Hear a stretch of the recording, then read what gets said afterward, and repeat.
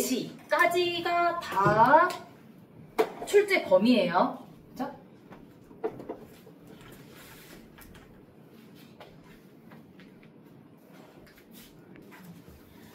자, 50이 아닌데? 44페이지 3번. 48이요. 48페이지 3번. 48페이지를 보시면, 이거 그때 고체고체 혼합물이네? 그쵸? 자, 퓨즈의 납과 주석 혼합물은, 자, 지금 현재 퓨즈를 어떤 온도에서 사용해요? 상온에서 사용하죠. 그래서 납하고 주석은 금속이기 때문에 순이 아닌 금속은 모두 고체예요. 그래서 고체 혼합물이에요. 실제로 혼합물을 만들 때는요, 둘 다 녹여서 섞은 다음에, 액체 상태에서 섞은 다음에 다시 굳힌 상태라고 보시면 돼요. 자, 이 상태에서, 자, 퓨즈의 역할이 뭐라고요? 밑에서 보면, 과전류가 흐르면, 자, 전류가 흐르면 저항에 의해서 전선에 열이 발생돼요.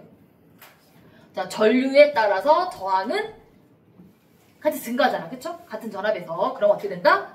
전류가 많이 흐르면 열이 더 많이 발생해요. 그래서, 자, 열이 많이 발생하면 어때요? 전선의 온도가 높아지거든요. 자, 그래서 일정한 온도 이상이 되면, 이런 건 뭐야? 일정한 전류 이상이 되면, 자, 퓨즈가 높게 납하고 주석의 비율을 설정해 놓은 거예요. 자, 그게 이제 퓨즈의 역할인데, 그러면 납만 하거나 주석만 하거나 이러면 좋은데 왜 꼭 화금을 썼을까? 자, 고체 혼합물의 특징이 뭐라고요? 녹는 점이 낮아진 현상이에요. 우리가 교과서에 나오는 퓨즈는 실제로 상당히 낮은 온도에서, 그러니까 상당히 낮은 온도라면 보통 금속은 몇백 도 이상에서 녹거든요. 1000도 이상에서 녹는 것도 많고. 그런데 얘는 그 정도까지보다 훨씬 더 낮은 온도에서 녹게 해서 각각의 이제 녹는 점보다 좀 낮아지는 건데, 실제로 고체 혼합물이 항상 A, B의 녹는 점보다 낮는 건 아니에요. 왜냐면 우리가 교과서에서는 녹는 점이 낮아지는 효과가 높은 걸 예시로 든 거죠. 퓨즈라든지, 그치? 그래서 그렇게 아까 지난주에는 선생님이 산화 알루미늄하고 빈정석, 2000도가 녹는 점인데 1000도까지 낮췄다, 이렇게 예를 든 거고, 보통은요, A, B 물질 중에서 둘 다보다 낮은 게 좀 많긴 한데, A하고 B가 워낙 녹는 점 차이가 많이 나면, 그 사이에 녹는 점을 갖고 있는 경우도 있다고 하더라고요. 내가 찾아봤어. 지난주에 여러분 질문을 해가지고 왜 그런지 하고 원리를 찾아봤는데, 원리 지난주 설명한 게 맞긴 했고요. 입자간의 인력이 달라지기 때문이고, 빈 공간의 거리상의 위치가 달라지기 때문에 이것도 맞긴 한데, 일률적으로 답을 설명할 수는 없는 거더라고요. 혼합물의 종류에 따라서, 성질에 따라서 답이 조금씩 달라지기 때문에. 궁극적으로 우리가 교과서 배운 내용, 자, 고체 혼합물을 섞었을 때 녹는 점이 낮아진다. 자, 녹는 점이 낮아진다는 건 뭐예요? 둘 사이 인력이 작아진다, 이렇게 해석하시면 돼요. 고체 혼합물의 특징이 뭐라고요? 녹는 점이 낮아지는 성질을 가진다라는 거고, 섞는 비율에 따라서도 녹는 점의 차이가 생겨서 내가 원하는 녹는 점에 맞출 수도 있어요. 물론 A, B가 아무거나 섞었다고 다 그렇게 되는 건 아니고, 그죠? 효과가 좋은 애들을 섞었을 때 그 효과가 더 많이 나타나는 거긴 하겠죠. 그래서 퓨즈가 가장 대표적인 예가 된다라고 보시면 됩니다. 그래서 퓨즈의 이제 성질은 고체 혼합물을 만들었을 때 녹는 점이 낮아지는 효과. 요거는 아마 원리는 잘 안 물어보거든요. 아까 이제 답이 한 가지로 결정되지 않으니까. 대신에 우리가 중학교 때 뭐라고 배워요? 녹는 점 끓는 점이 높은 물질은 특징. 자, 왜 어떤 물질은, A라는 물질은 녹는 점 끓는 점이 높고 B라는 물질은 녹는 점 끓는 점이 낮을까? 둘의 차이. 입자 간의 인력 차이로 설명할 수 있어요. 녹는 점이 낮아진다는 거, A, B가 섞였을 때가 각각의 인력보다 작아지기 때문에 이렇게까지는 설명할 수 있어요. 그죠? 기본적인 원리이기 때문에 거기까지는 설명할 수 있으면 되겠습니다. 또 없어요? 자, 그러면 44페이지 탐구. 자, 여러분 탐구 문제가 주로 출제되는 유형이라고 했어요. 물론 여기 문제는 객관식이긴 하지만 객관식에서 옳은 답도 있고 틀린 답도 있는데요. 옳은 게 왜 옳은지, 맞는지, 그러니까 틀린 문제가 왜 틀리고 어떻게 고쳐야 맞는지를 각각 답을 말하거나 왜 그런지 설명할 수 있으면 적절하겠다. 탐구 과정까지도 근데 같이 봤으면 좋겠습니다. 자, 먼저 1번 볼게요. 자, A, B, C, D가 있어요. A, B, C, D. A, B, C, D는 자, 각각 어떤 물질, 순물질, 혼합물, 화합물 중에 어떤 물질일까요? A는 순물질, 그죠? B는, C는 자, 지금 봐봐요. 지금 뭐였지? 막대사발로 섞었죠. 요거 섞었어요. 그죠? 섞어서 C는 뭐야? 그냥 덜어낸 거예요. 그래서 섞은 다음에 그냥 덜어낸 게 C. D는 뭐였어요? 섞어서 가열해서 옮긴 게 D예요. 실제로 여기서는 문제가 하나 더 추가되죠. 조건이 좀 하나가 좀 바뀌었는데요. 자, 원래 A가 색깔이 어때요? 잠깐 거의 진한 회색 정도, 그쵸? 그러니까 진한 회색에 가까울수록 약간 산화가 많이 된 거고, 어쨌든 회색 빛깔, 회색 가루가 되겠어요. 자, B는 노란색이죠? 자, C는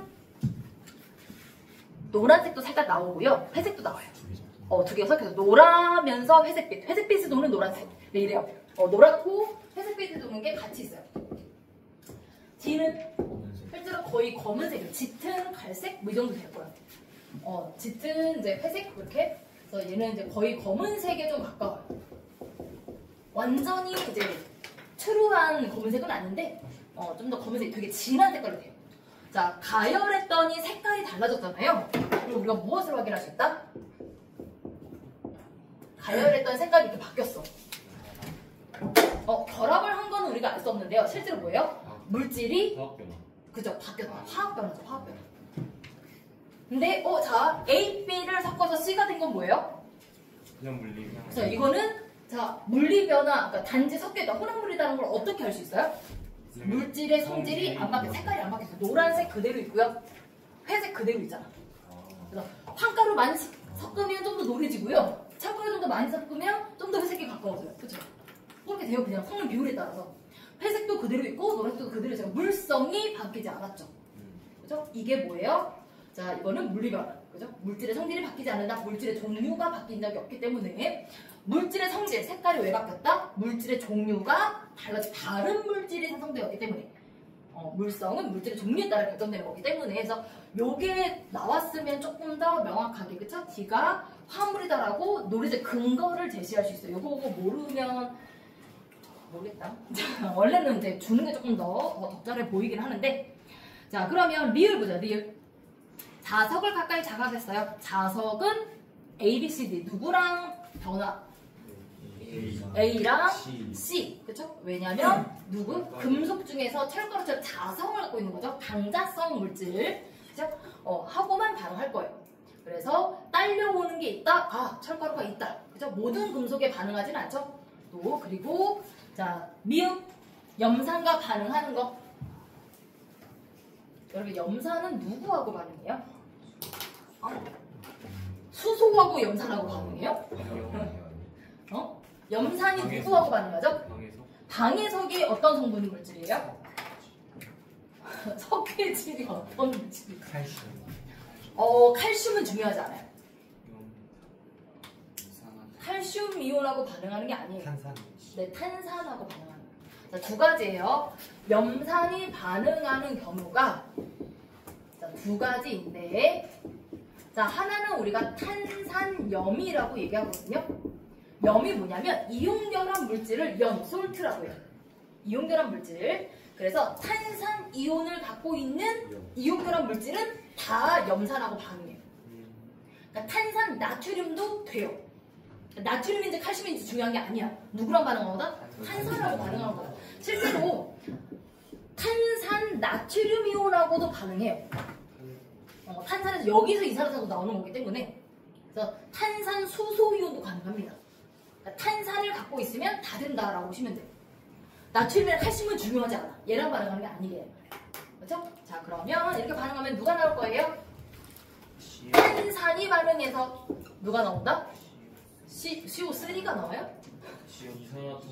이산화탄소니까 화학식이 어떻게 돼요? CO2 기체가 발생하고요. 그럼 뭐가 남아야 돼? 물이 남아야 돼요. 여기서 자, 탄산 이온하고 탄산 수소 이온 또는 탄산 이온하고 수소 이온하고 반응하는 거잖아요. 그럼 누가 남는 거야? H2가 남아야 되죠. 그쵸? 그러니까 이산화탄소 나오고 남은 게 물이에요. 그쵸? 그리고 나머지가 뭐예요? 나머지 얘네들은 반응에 참여하지 않았어요. 구격분 이온 NaCl. 끝.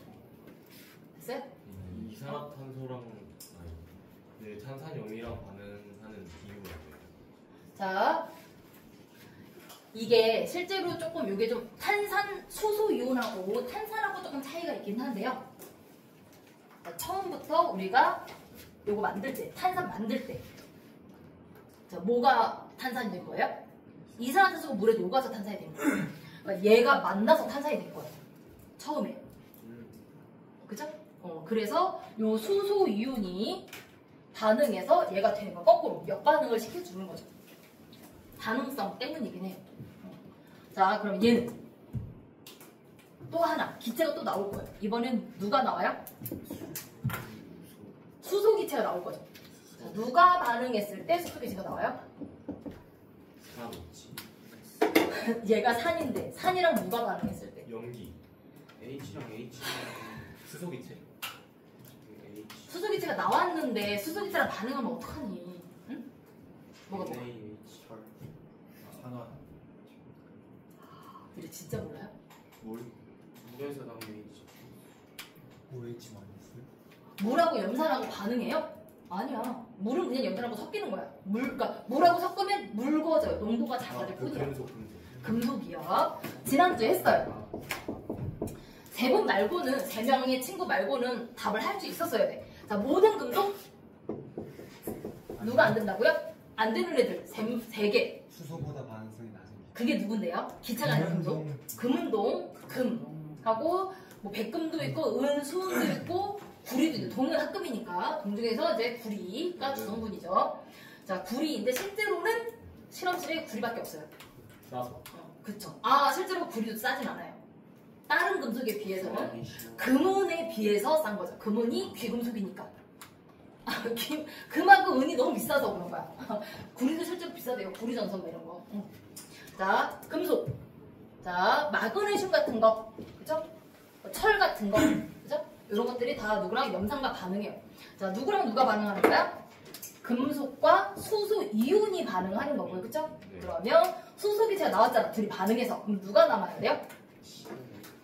CL이온은 구각분이온으로 그냥 남는 거고요. 둘이 반응해서 남는 게 뭐였어? 요거 둘이 반응했는데 수소 기체 생기고 남는 거. MG. MG인데 자, 수소 이온이 수소 기체가 됐잖아요. 얘 전하를 띠고 있어요?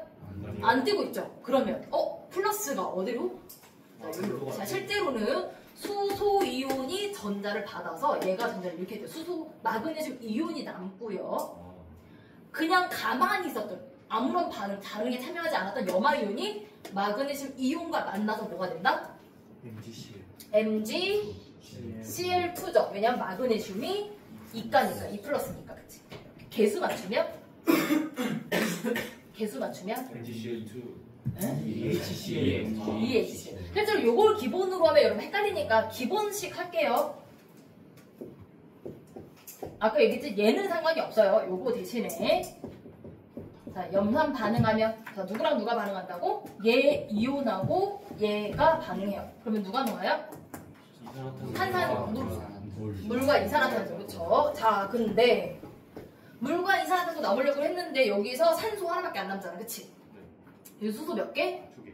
여야 하죠. 근데 지금 한 개잖아. 그래서 앞에 얼마? 2가 붙고요. 그치? 그 다음에 반응에 참여하지 않는 애들이 CA, CL2가 되는 거예요. 아까 얘랑은 차이점이 개수 말고는 차이점이 없어요. 그죠? 그러니까 누가 반응에 참여하는구나를 알면 조금 더 효과적으로 암기할 필요가 없죠. 아까 얘기했지? 누가 나트륨하고 칼슘 이온은 어차피 반응에 참여하는 애가 아니에요. 얘 칼슘 대신에 못 써도 돼. 마그네슘 써도 돼요. 그죠? 칼슘 대신에 철 써도 돼요. 나트륨 써도 되고. 됐어요? 자, 이제 요게 이 반응이다. 그쵸? 요거 대신에 철 쓰면 요거죠. 그치? 자, 요게 요 반응인데 자, 실제로 기체가 나오는 게 뭐가 있냐면 실제로 기체가 나오는 게 자, 얘도 기체 발생하고 아이고 미쳤나봐. 자, A예요. 자, 얘도 기체가 발생하고요. 염산 넣으면 미음인가?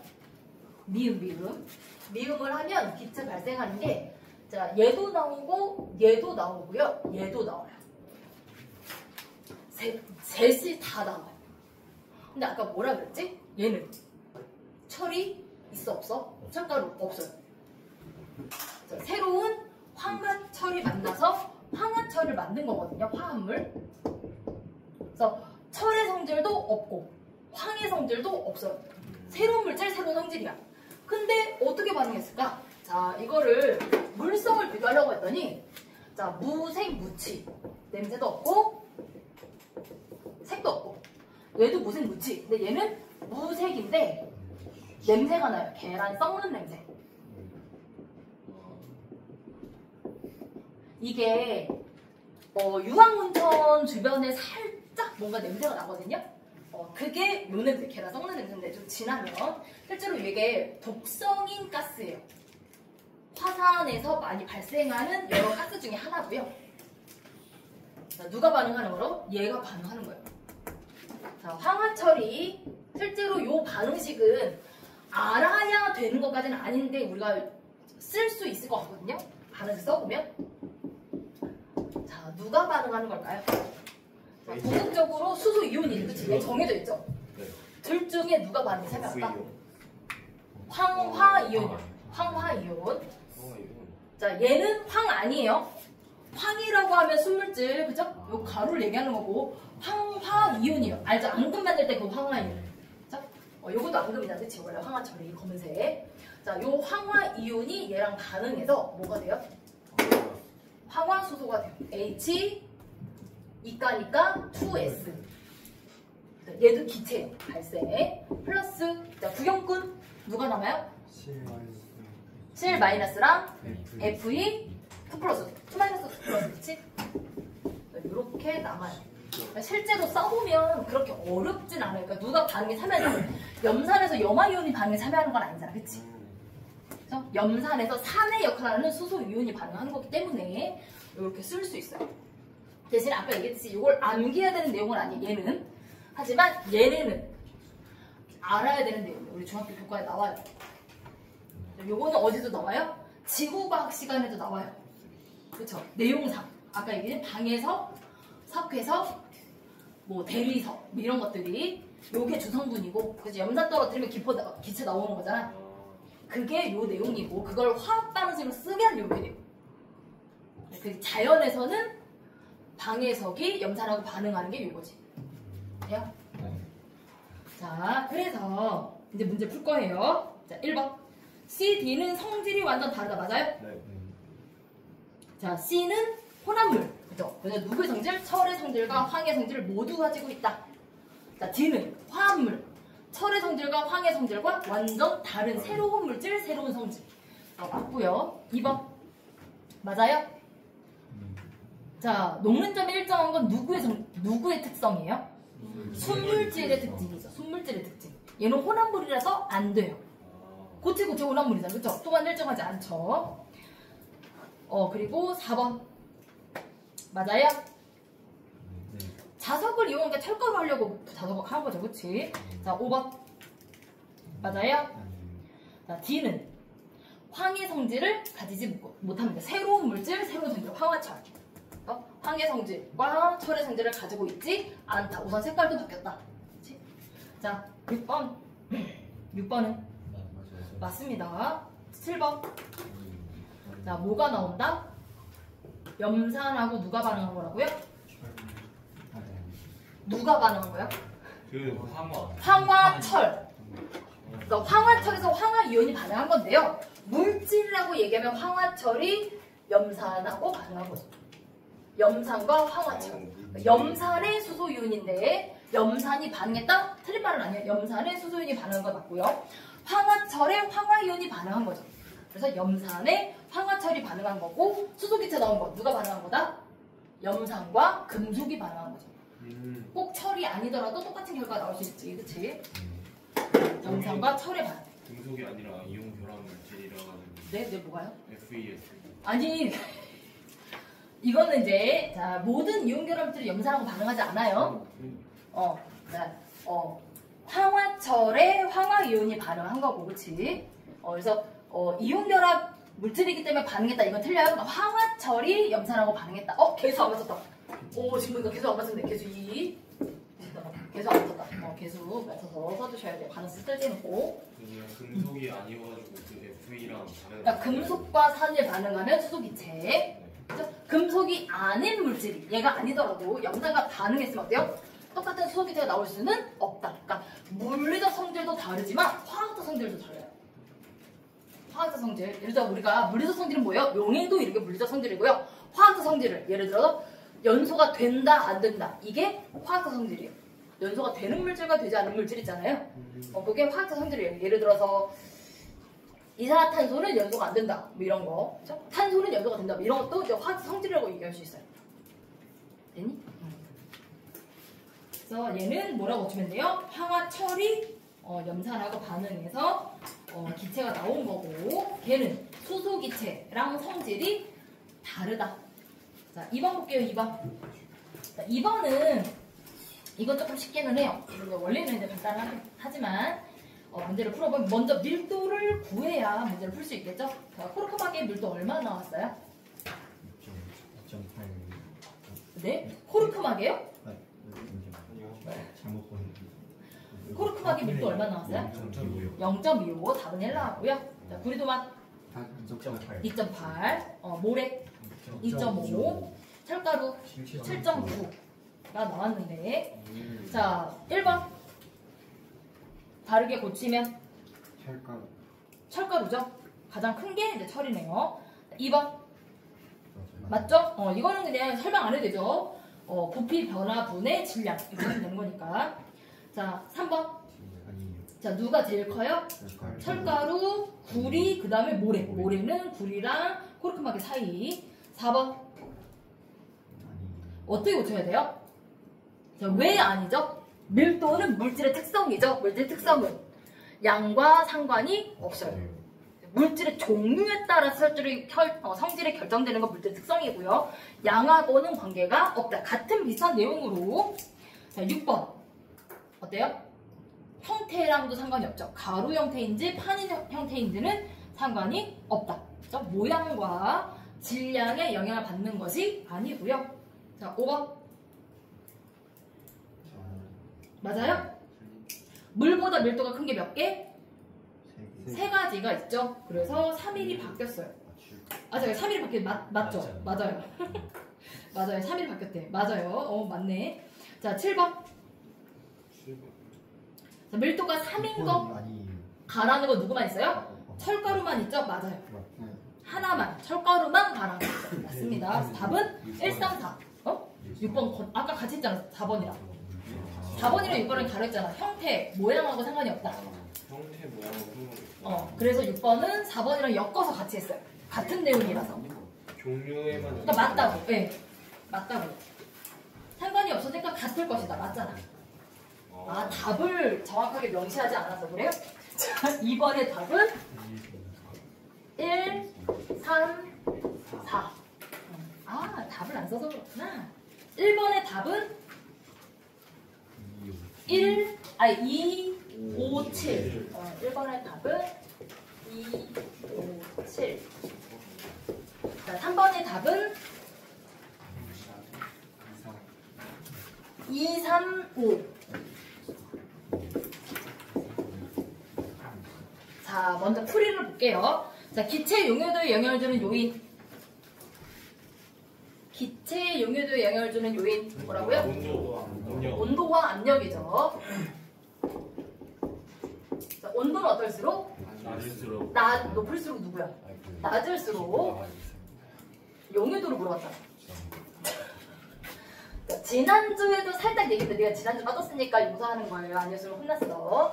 자, 용해도는 뭐예요? 녹는 정도예요. 그쵸? 녹는 정도. 자, 기포가 발생하는 양, 기포 발생량이라고 하면 뭐예요? 녹지 못하는 양, 녹지 못한 만큼 기포가 발생해요. 자, 근데 주로 용해도를 물어보지 않고 실험 결과였기 때문에 녹은 건 눈에 보여 안 보여? 안 보여요. 투명하거든요. 그쵸? 그쵸? 투명해서 안 보여. 녹은 게 안 보여. 입자 하나하나가 안 보인단 말이야. 하지만 기포는 보인단 말이죠. 그래서 녹지 못한 만큼 기포 발생량이 더 많이 생겼어요. 용해도가 어떨수록 클수록 기포 발생량이 작아져요. 그렇게 된 거죠. 왜냐면 총 녹았던 양이 그대로 같은 사이다를 따라서 실험했기 때문에 처음 용액이 동일하잖아. 전체 양은 똑같고 기포가 발생되고 남은 양만큼은 용해가 되었을 것이다. 녹은 거를 관찰할 수 없기 때문에 관찰한 실험 결과는 발생량으로만 질문하는 거예요. 이거는 눈에 보이는 거. 해석은 어떻게 돼? 기체가 많이 발생한다, 용해도가 작다. 기체가 조금밖에 발생하지 않는다, 용해도가 크다라고 해석하는 거죠. 알았어요? 그래서 실험을 하다 보면 실험 과정과 결과가 나오거든요. 결과만 내고 끝나는 게 아니라 결과가 무슨 뜻인지 해석해서 결론이 나와야 실험이 끝나는 거예요. 실질적으로. 그리고 실험할 때는 최소한 3번 이상 동일한 실험을 해서 내 데이터가 유의미한지 확인하셔야 돼요. 우연히 값이 나왔는데 1, 3, 2 이렇게 나왔다. 그러면 너무 편차가 커요. 그치? 그러면 뭔가 실험을 잘못하고 있는 걸 수도 있어요. 정량적으로 문제가 있으면 안 돼요. 그쵸? 비슷한 데이터가 나와야 돼. 1.2, 0.9 이 정도면 괜찮아요. 그쵸? 그런데 1, 3, 2 이렇게 나왔다. 이건 문제에서 다시 해야 돼. 뭔가 잘못되었어요. 확인해줄 필요가 있다. 자, 온도는 낮을수록, 압력은 높을수록 이고. 자, 여기서 질문 하나. 자, 원리 들어가. 이거는 자, 기체 용해들에 영향을 주는 요인과 결과잖아요. 자, 온도가 낮을수록 기체 용해도가 증가하는 이유. 왜 그럴까? 원리. 발열 반응이기 때문에. 네, 맞아요. 자, 발열 반응이기 때문에 기체 용해도가 왜 증가해요? 발열 반응이 온도가 낮으면 더 많이 방출할 수 있어요. 발열 반응.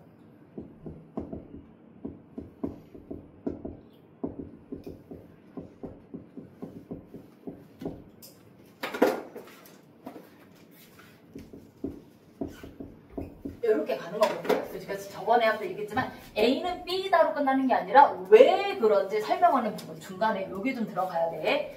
자, 온도가 낮아지는 건 이건 실험 조건이에요. 온도를 낮아지는 걸 다른 말로 뭐라고 해? 냉각이라고 해. 냉각. 자, 물질한테 열을 빼앗는 거죠. 빼앗을수록 잘 녹아. 자, 그럼 어때요? 내놓기 쉬워진 거죠. 열을 방출하기 쉬워. 아까 같은 얘기, 그쵸? 그래서 이거 연상해야 되는데, 자, 이게 생각보다 좀 헷갈려요. 헷갈리지만 또 중요한 게 뭐냐면, 뒤에 단원, 4단원, 5단원인가?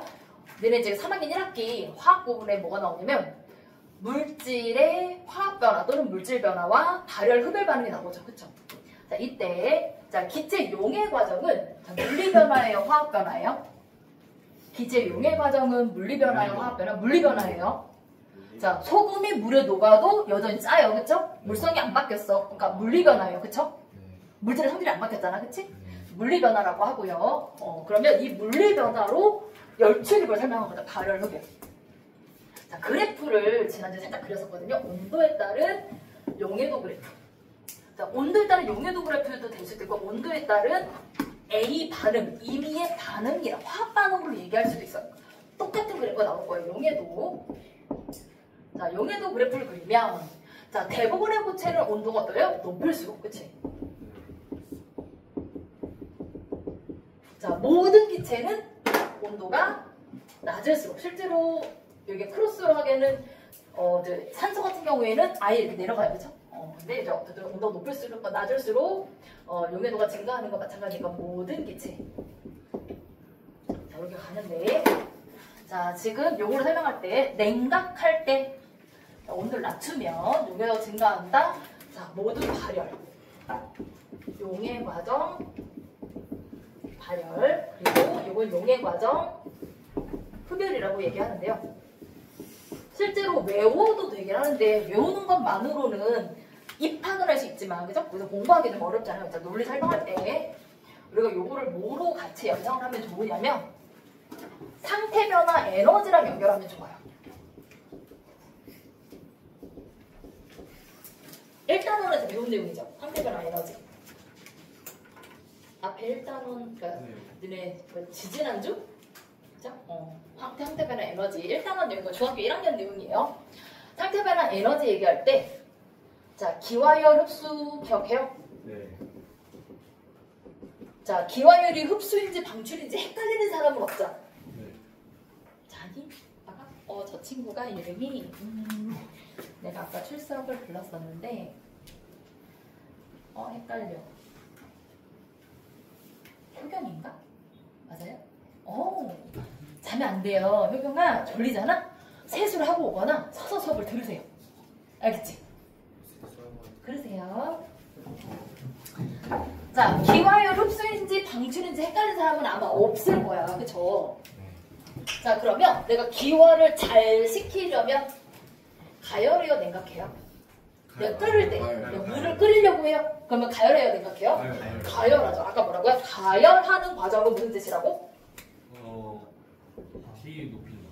자, 온도를 높이는 과정이죠. 가열해서 온도를 높였더니 기화가 잘 되는 거잖아요. 가열해서 잘 되는 건 다 열 흡수예요. 가열하는데 반응을 잘한다. 그게 상태 변화인 물리 변화든 화학 변화든 가열했는데 잘 된다. 그거는 뭐다? 열 흡수. 항상 언제나. 그래서 용해 과정에서도 어때? 가열했더니 용해가 잘 된다. 흡수. 냉각하는데 잘 된다. 그러면 방출. 이거 응고열 방출이죠.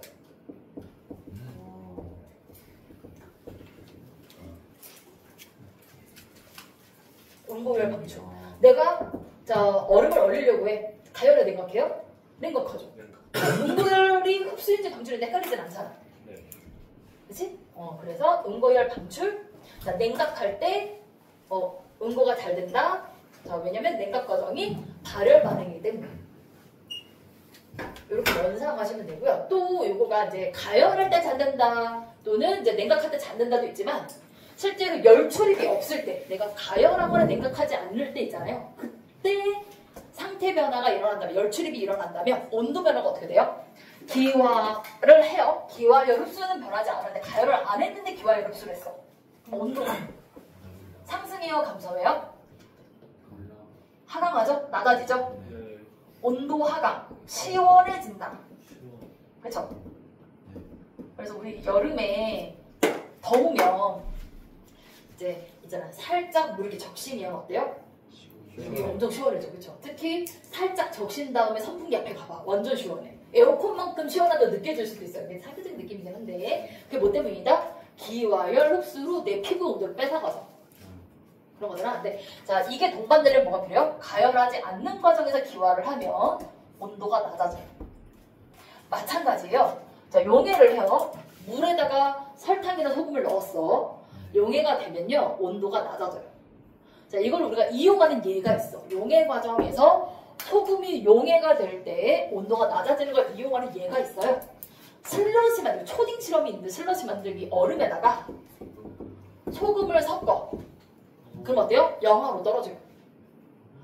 설마 얼음 자체가 0도씨 얼음을 준비하고 소금을 섞으면 영하로 온도가 낮아져요.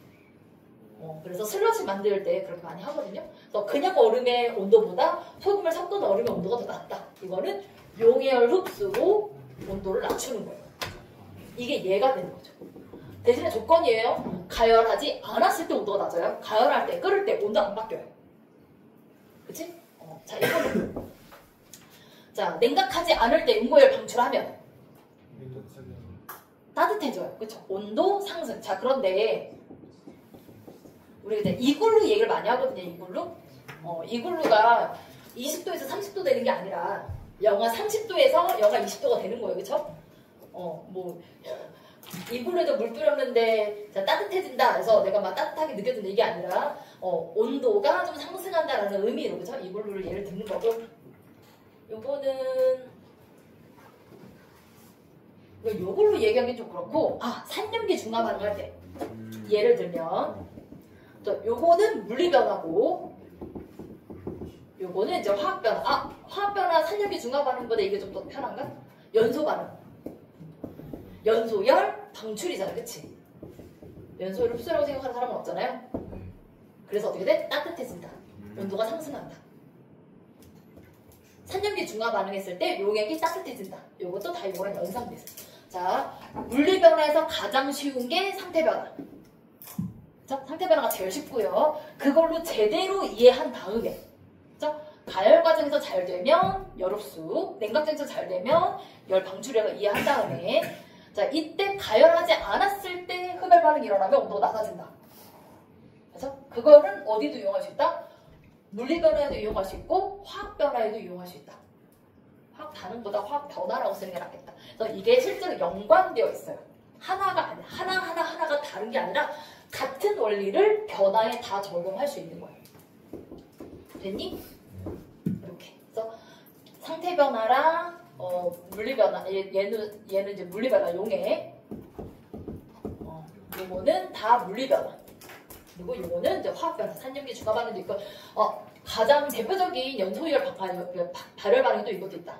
생석회랑 물이 반응하는 거. 생석회 또는 저기 뭐니 산화칼슘. 2라고도 교과서나 프린트 여러분 시험 봤을 거 아니에요 1학기 때. 산화칼슘 안 배웠어요? 물과 반응하는 거? 산화칼슘과 물의 반응 이렇게 썼을 텐데 산화칼슘은 물에 녹는 게 아니에요. 반응이에요. 뭐가 나와요? 수산. 지난주 우리 수업했잖아요. 수산화칼슘이 나오고 이 수산화칼슘이 물이 지금 보면 1대1이잖아요. 실제로 얘가 1몰일 때 이게 1몰일 때 18g밖에 안 돼요. 요만큼 한 모금도 안 돼요. 물 100ml가 요만한 거 알죠? 물 100ml 요만한데 종이컵이 200ml잖아. 종이컵에 물 가득 채우면 180ml, 200ml 정도 돼요. 근데 거기서 18g이 뭐야? 요거의 10분의 1에 요만큼이에요. 한 모금도 안 돼, 한 모금도. 그만큼 해야 반응한다는 얘기거든요. 근데 산화칼슘이 1몰이면 좀 꽤 양이 좀 돼요. 이만큼 돼. 그러면 실제로 어때? 물이 굉장히 조금이거든요. 근데 물을 한 컵을 다 부으면 어떻게 돼요? 산화칼슘 요만큼에다가 물 한 컵을 섞으면 그러면 실제로 물이 좀 과량이잖아. 그래서 어떻게 된다? 여기서 만들어지고 고체 물질, 이온결합 물질 고체인데 얘가 물에 녹게 돼요. 아이고, 수가 왜 뒤로가 있지? 앞에가 뒤로가 있어야 되고. 자, 얘가 물에 녹으면 고체 상태에서 수용해. 얘가 물리 변화.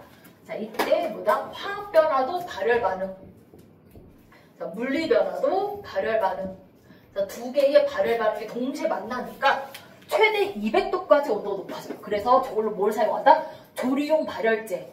밥도 해 먹을 수 있고요. 그 산에 올라갈 때 부탄가스 같은 거 갖고 가면 안 돼요. 그쵸? 그거 불법이에요. 그쵸? 왜냐면 실화의 가능성이 있다. 화재 위험성이 있어서 갖고 올라가면 안 되거든요. 그때 나는 산에 올라가서 캠핑을 할 거야. 그럼 어때? 저런 거 가져가가지고 가열만 해서 밥도 해먹고 찌개도 해먹고 막 이런 그거에 뭐라고 하던데?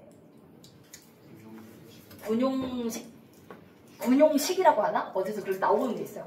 요즘은 일반 제품에도 많이 팔더라고. 물 싹 붓고 거기다가 저걸 딱 넣으면 애들이 막 부글부글 해가지고 찌개도 되고 밥도 되고 하던데.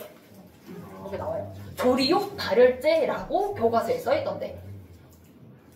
안 배웠어요? 니네? 진짜? 니네 시험 범위 2인데? 발열 반응의 얘 뭐 배웠어요? 발열 반응의 얘. 응? 화폐, 철의 산화, 또 구제역이 얘예요. 얘가 구제역이야. 그러니까 바이러스가 200도 이상 되면 죽을 거 아니야. 얘예요. 구제역. 구제역 세 글자만 생각하지 말고. 구제역이 무슨 반응인지는 알아야지. 구제역이 그쪽 위에 돼지 바이러스 위아래 합해예요. 얘는 자 반응하고 화학 반응하고 그 다음에 걔가 녹는 거예요. 화학 반응하고 하고 녹는 거예요. 네, 과량의 물에 녹는 거예요. 아, 그러니까 예를 들어 한 컵이 180ml잖아. 그 중에 18g은 화학 반응 데 쓰고 나머지는 녹는 데 쓰는 거예요. 열에너지 방출하는 데 쓰는 거예요. 둘 다 방출이에요. 화학 반응도 방출, 용해 과정도 방출. 둘 다 방출. 그러니까 에너지가 쌓여서 200도까지 올라간다니까. 근데 이게 얘들아 지난주에 설명했잖아. 처음 들어요. 근데 왜 모르는 척해? 모르는 척하는 건 모르는 거야. 그래요. 응?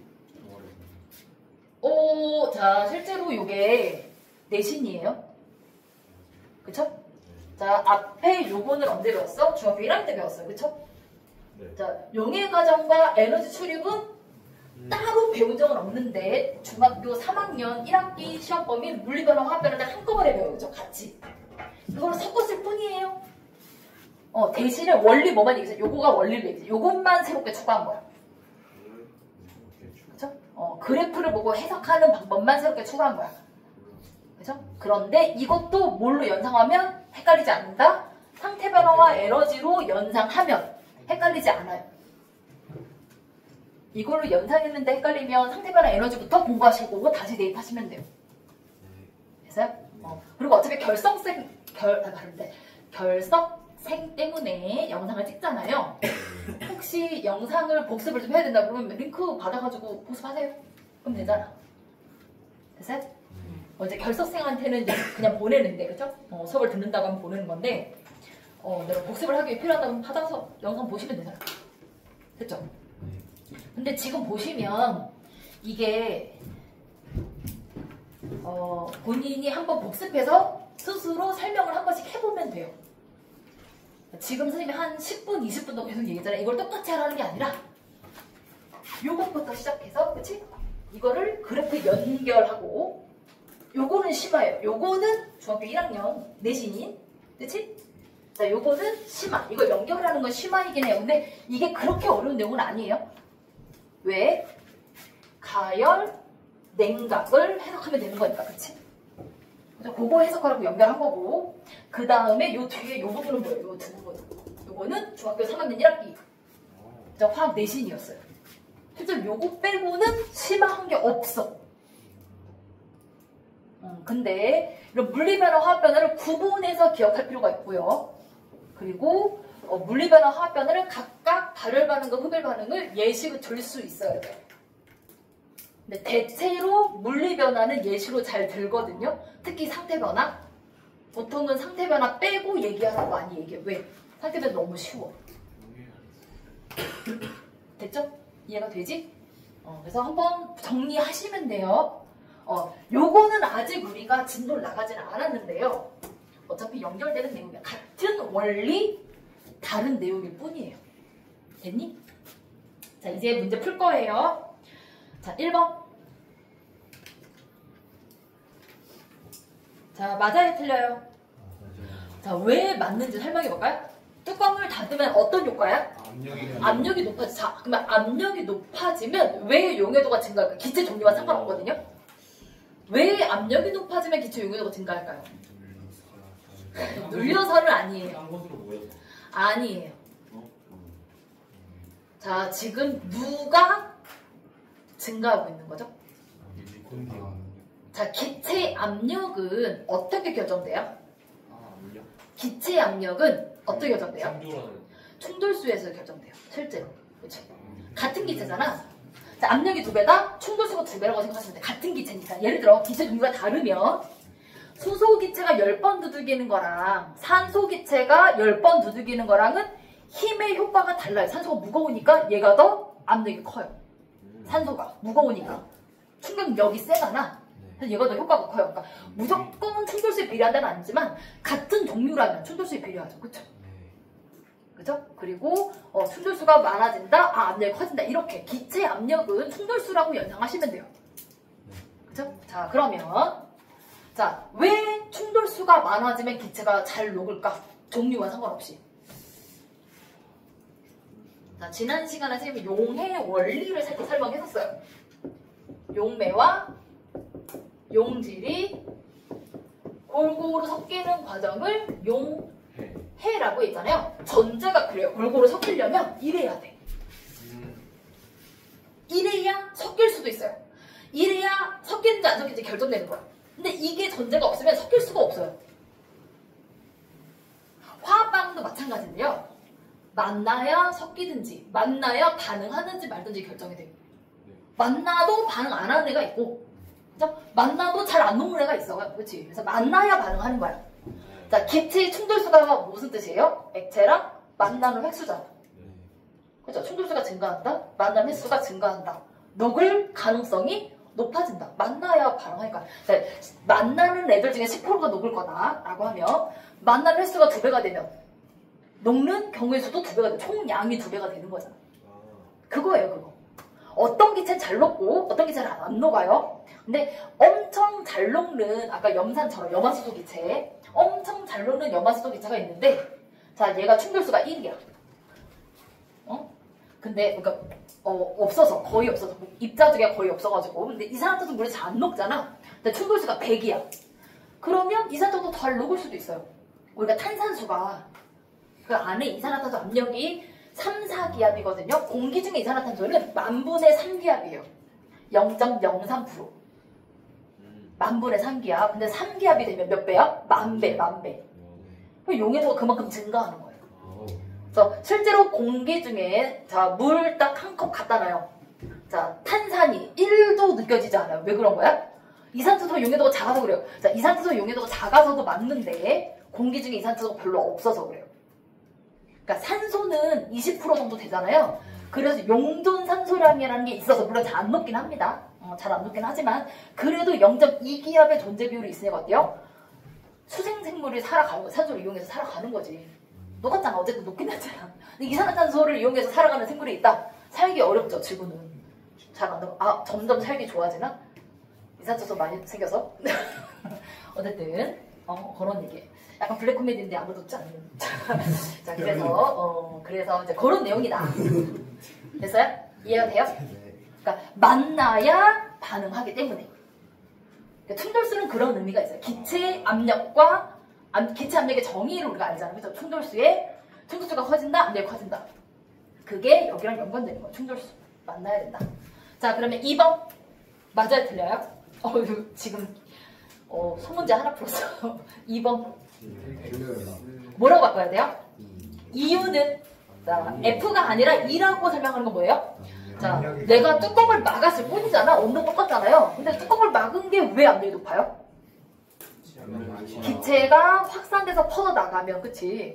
실제로 이 위에, 시험관 위에 남아있는 이산화탄소는 줄어들 수밖에 없진 않거든요? 기체 이산화탄소가 녹아있는 애도 있고, 나간 애도 있는데 점점 이렇게 퍼져나가. 여기가 좀 더 비율이 높긴 하지만 빠져나가기 때문에 여기 내부 이산화탄소 입자수가 줄어들어요. 그런데 F는 어때요?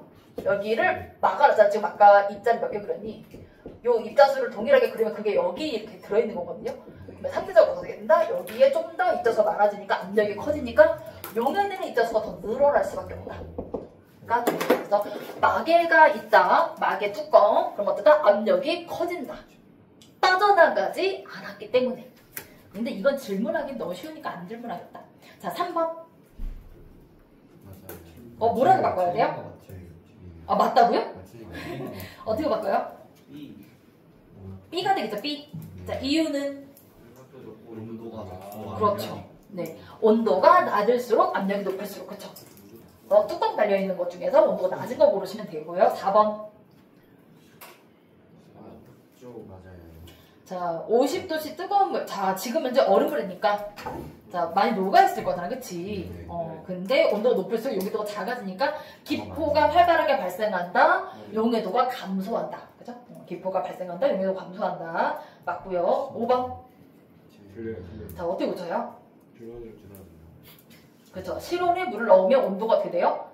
낮아지고 그러면 실제로 용해도가 증가하죠. 더 발생을 잘 안 하죠. 기존에 있던 양도, 그러니까 기포가 실제로 이 내부에도 이렇게 내부에 이렇게 기포가 있잖아요. 이 기포 중에 일부는 줄어들 거예요. 녹았을 거야. 근데 기포가 5개가 있었는데 3개가 될 수도 있어요. 녹은 만큼 줄어들겠죠, 그렇지? 기포가 감소해요. 자, 6번. 맞습니다, 그렇죠? 이유는 B가 이미 용해도가 그러니까 더 많이 녹아 있었기 때문에. 자, 마개를 연 상태는 어떻게 돼요? 동일한 용해도가 되겠죠? 처음에 녹은 양이 B가 더 많기 때문에 나중 용해도가 동일해지면 편차가 커지는 거지. 10에서 3이 되는 거랑 20에서 3이 되는 거랑 편차를 생각하면 된다. 자, 그 다음에 7번. 자, 무더운 날 온도가 높으면, 자, 이거 설명해볼까? 뭐라고 답하면 돼? 이유. 온도가 용해도가 그러니까 왜 용해도가 떨어지는지 설명을 하니까. 온도가 높으면 자, 기체 용해 과정이 발열이기 때문에 자, 녹기 어려워지는 거죠. 자, 내가 열을 내놔야 되는데 주변의 온도가 높으면 어때요? 내놓기가 상대적으로 어려워져요.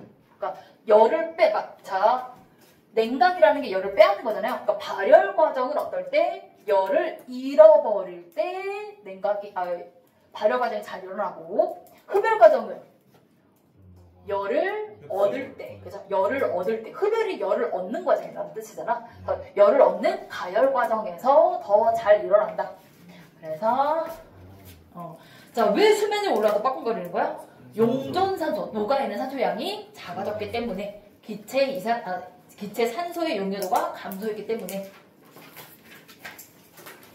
자, 4번 볼게요. 자, 4번에 장치를 보면 어떤 혼합물의 분리 장치인지 알 수 있어요. 어떤 혼합물의 분리 장치죠? 이거 잘 섞인 거죠? 여러분, 증류예요, 분별 증류예요? 증류예요, 분별 증류예요? 다음 장치는 증류입니까? 분별 증류입니까? 자, 분별 증류와 증류 장치의 가장 큰 차이점이, 자, 요 그림에서 어떤 장치 때문인지 찾아보세요. 아니에요. 찬물은, 자, 모든 증류 장치 있어야 돼요. 그럼 증발과 증류는 구분할 수 있어요? 증발과 증류. 증발은 뭐예요? 액체 표면에서 그냥 액체가 끓어서 기화돼서 날아가면 증발이에요. 그러니까 소금물을 증발시키면 소금만 남아요. 근데 소금물을 증류시키면 물이 다시 액화가 돼서 물과 소금을 둘 다 얻을 수 있거든요. 자, 실제로 냉각장치, 자, 오른쪽에 있는 요 관 있죠? 요게 냉각장치예요. 자, 냉각장치는 증류는 분별 증류는 둘 다 필요합니다. 그래서 요거는 편차가 아니에요. 똑같은 거예요. 그러면 누구 때문일까요? 유리도막. 유리도막의 역할이 뭐예요? 유리도막. 유리도막이 왜 있는 거예요? 막으려고? 그러면 터져요, 밑에 플라스크. 자, 봐봐요. 밑에 에탄올 수용액이 있는데 위에 막았어. 계속 가열해요. 어때요? 내부에 압력이 쌓여있어. 터져. 유리도막은 막는 역할이 아니고요. 충돌수를 증가시키는 효과예요. 충돌수, 입자의 충돌수를 증가시켜요. 우리가 뭘 생각하면 되냐면, 냄비에, 자, 물을 넣고 끓여요. 라면물을 끓여요. 자, 내가 뚜껑을 덮고 끓일 때도 있고, 뚜껑을 열고 끓일 때도 있잖아요. 뚜껑을 열고 끓이면 어때요? 이거는 증발이죠. 자, 기화하는 게 그냥 다 날아가 버리죠. 그치? 근데 뚜껑을 닫으면 어때요? 이때 끓지 않는 건 아니에요. 물이 줄어들긴 해요. 그런데 대부분 액체가 됐을 때 다시 여기 떨어지잖아. 실제로 여기가 끓는 점이 100도라고 하면 얘는 100도보다 조금 낮아요. 100도에 가깝긴 하거든요. 뭐 80도 이건 아니야. 그치? 98도, 막 97도 이런 거란 말이야. 냄비 뚜껑의 온도가. 근데 여기 액체가 막 맺혀요. 왜 그런 거야? 온도가 조금 낮아졌는데, 자, 수증기가 몇 도에서 끓어요? 100도에서 끓죠. 자, 근데 여기가 예를 들어 98도야. 그럼 어때? 자, 기화 속도보다 응결 속도, 액화되는 속도가 더 빨라요. 왜요? 자, 지금 1기압의 수증기가 있죠. 100도니까. 근데 98도에서 1기압의 수증기를 만들 수가 없어요. 증발 속도가 느려져요. 100도 10대보다. 근데 자, 기화돼서 올라온 수증기는, 액화되는 수증기는 1기압의 수증기가 액화되는 거잖아. 1기압의 수증기가 액화되니까 1기압 속도고, 기화되는 속도는 1기압 속도가 아니니까, 자, 속도 차이에 의해서 액화가 점점 많이 되는 거야. 시간이 쌓이면. 그죠? 누적돼가지고. 자, 이거랑 요 유리도막의 효과가 똑같거든요. 자, 실제로 플라스크에, 자, 물과 에탄올이 있어요. 처음에 누가 먼저 끓어요? 같이 끓죠. 같이 끓어요. 그런데 둘은 누가 더 빨리 끓어요? 에탄올. 실제로 물하고 에탄올이 1대1 용액을 만들어서 가열하면 증기에는 에탄올이 훨씬 많아요. 그래도 100은 아니에요. 왜냐하면 물과 에탄올이 균일하게 섞여 있잖아. 물 옆에 에탄올이 있고 에탄올 옆에 물이 있을 거예요. 물론 에탄올 수용액이라고 하면 물이 용맥이기 때문에 물 옆에 물도 있어요. 그렇죠? 물 옆에 물도 있고, 근데 에탄올 옆에는 물만 있어요. 그렇죠? 에탄올에 여러분 수하 알아요? 수하? 자, 용해가 되는 원리가 왜요? 용해가 된다. 자, 골고루 섞인다라는 의미도 있지만, 그 물이 이렇게 붓는 거 아니에요? 네, 우리가 이제 예를 들어서 소금이 있어요. 소금 결정. 시간이 지나면 결정이 작아지는데요. 나트륨 이온과 염화 이온이 생기면, 자, 나트륨 이온 주변을 물이 둘러싸는데 물 중에서 누가 산소가 둘러싸요. 왜냐면 정전기적 인력에 의해서. 그죠? 이렇게 쭉 이렇게 둘러싸게 되고 공 모양으로. 자, 그리고 염화이온 주변에는 수소가 둘러싸게 돼요. 근데 굳이 산소가 둘러쌀 수도 있는데 염화이온은 수소가 둘러싸고 자, 나트륨 이온은 산소가 둘러싸잖아요. 굳이 그렇게 되는 자, 내가 정해주지 않아도 자연스럽게 그렇게 돼요. 왜 그럴까요? 왜냐하면 그게 플러스로 인해서 마이너스 그게 유도되면 그게 뭐예요? 플러스와 마이너스 사이에 인력, 정전기적 인력이 생겨요. 근데 예를 들어 나트륨 이온하고 수소 이온하면 정전기적 반발력도 생길 수 있잖아요. 그치? 네. 자, 어떨수록 저게 잘 녹는다? 인력이 클수록 잘 녹는다. 그러니까 인력이 커지는 방향으로 에너지가 낮아지는 방향으로 스스로 배열을 해요. 그러면 자, 물 분자가 아니라 무극성, 그러니까 전하를 띠지 않는 입자와 전하를 띠지 않는 입자가 녹을 수도 있잖아. 사유화탄소의 아이오디 녹을 수도 있죠. 얘네들 뭐 랜덤하죠. 아닌데 걔네들 방향이 좀 애매하긴 한데 랜덤하죠. 어떤 특정한 방향을 가질 필요가 없어요. 편차가 없으니까. 균일하게 그죠? 랜덤하게 생긴 거 얘는 랜덤하지 않아요. 절대. 근데 물 분자는 어때? 물 분자는 요 사이에 있는 물 분자들은 어때? 여기 사이에 있는 이런 물 분자들은 서로 상호작용을 하기도 하죠. 대신에 수소 옆에는 산소가 있고 산소 옆에는 수소가 있겠지만 그죠? 수소 결합을 해야 되니까 이런 식으로 인력을 갖게 돼서 자, 녹고 나서 용기일 때는 나트륨 이온과 물 분자 간의 인력, 염화 이온과 물 분자 간의 인력, 그리고 물과 물 분자 사이의 인력이 존재해요.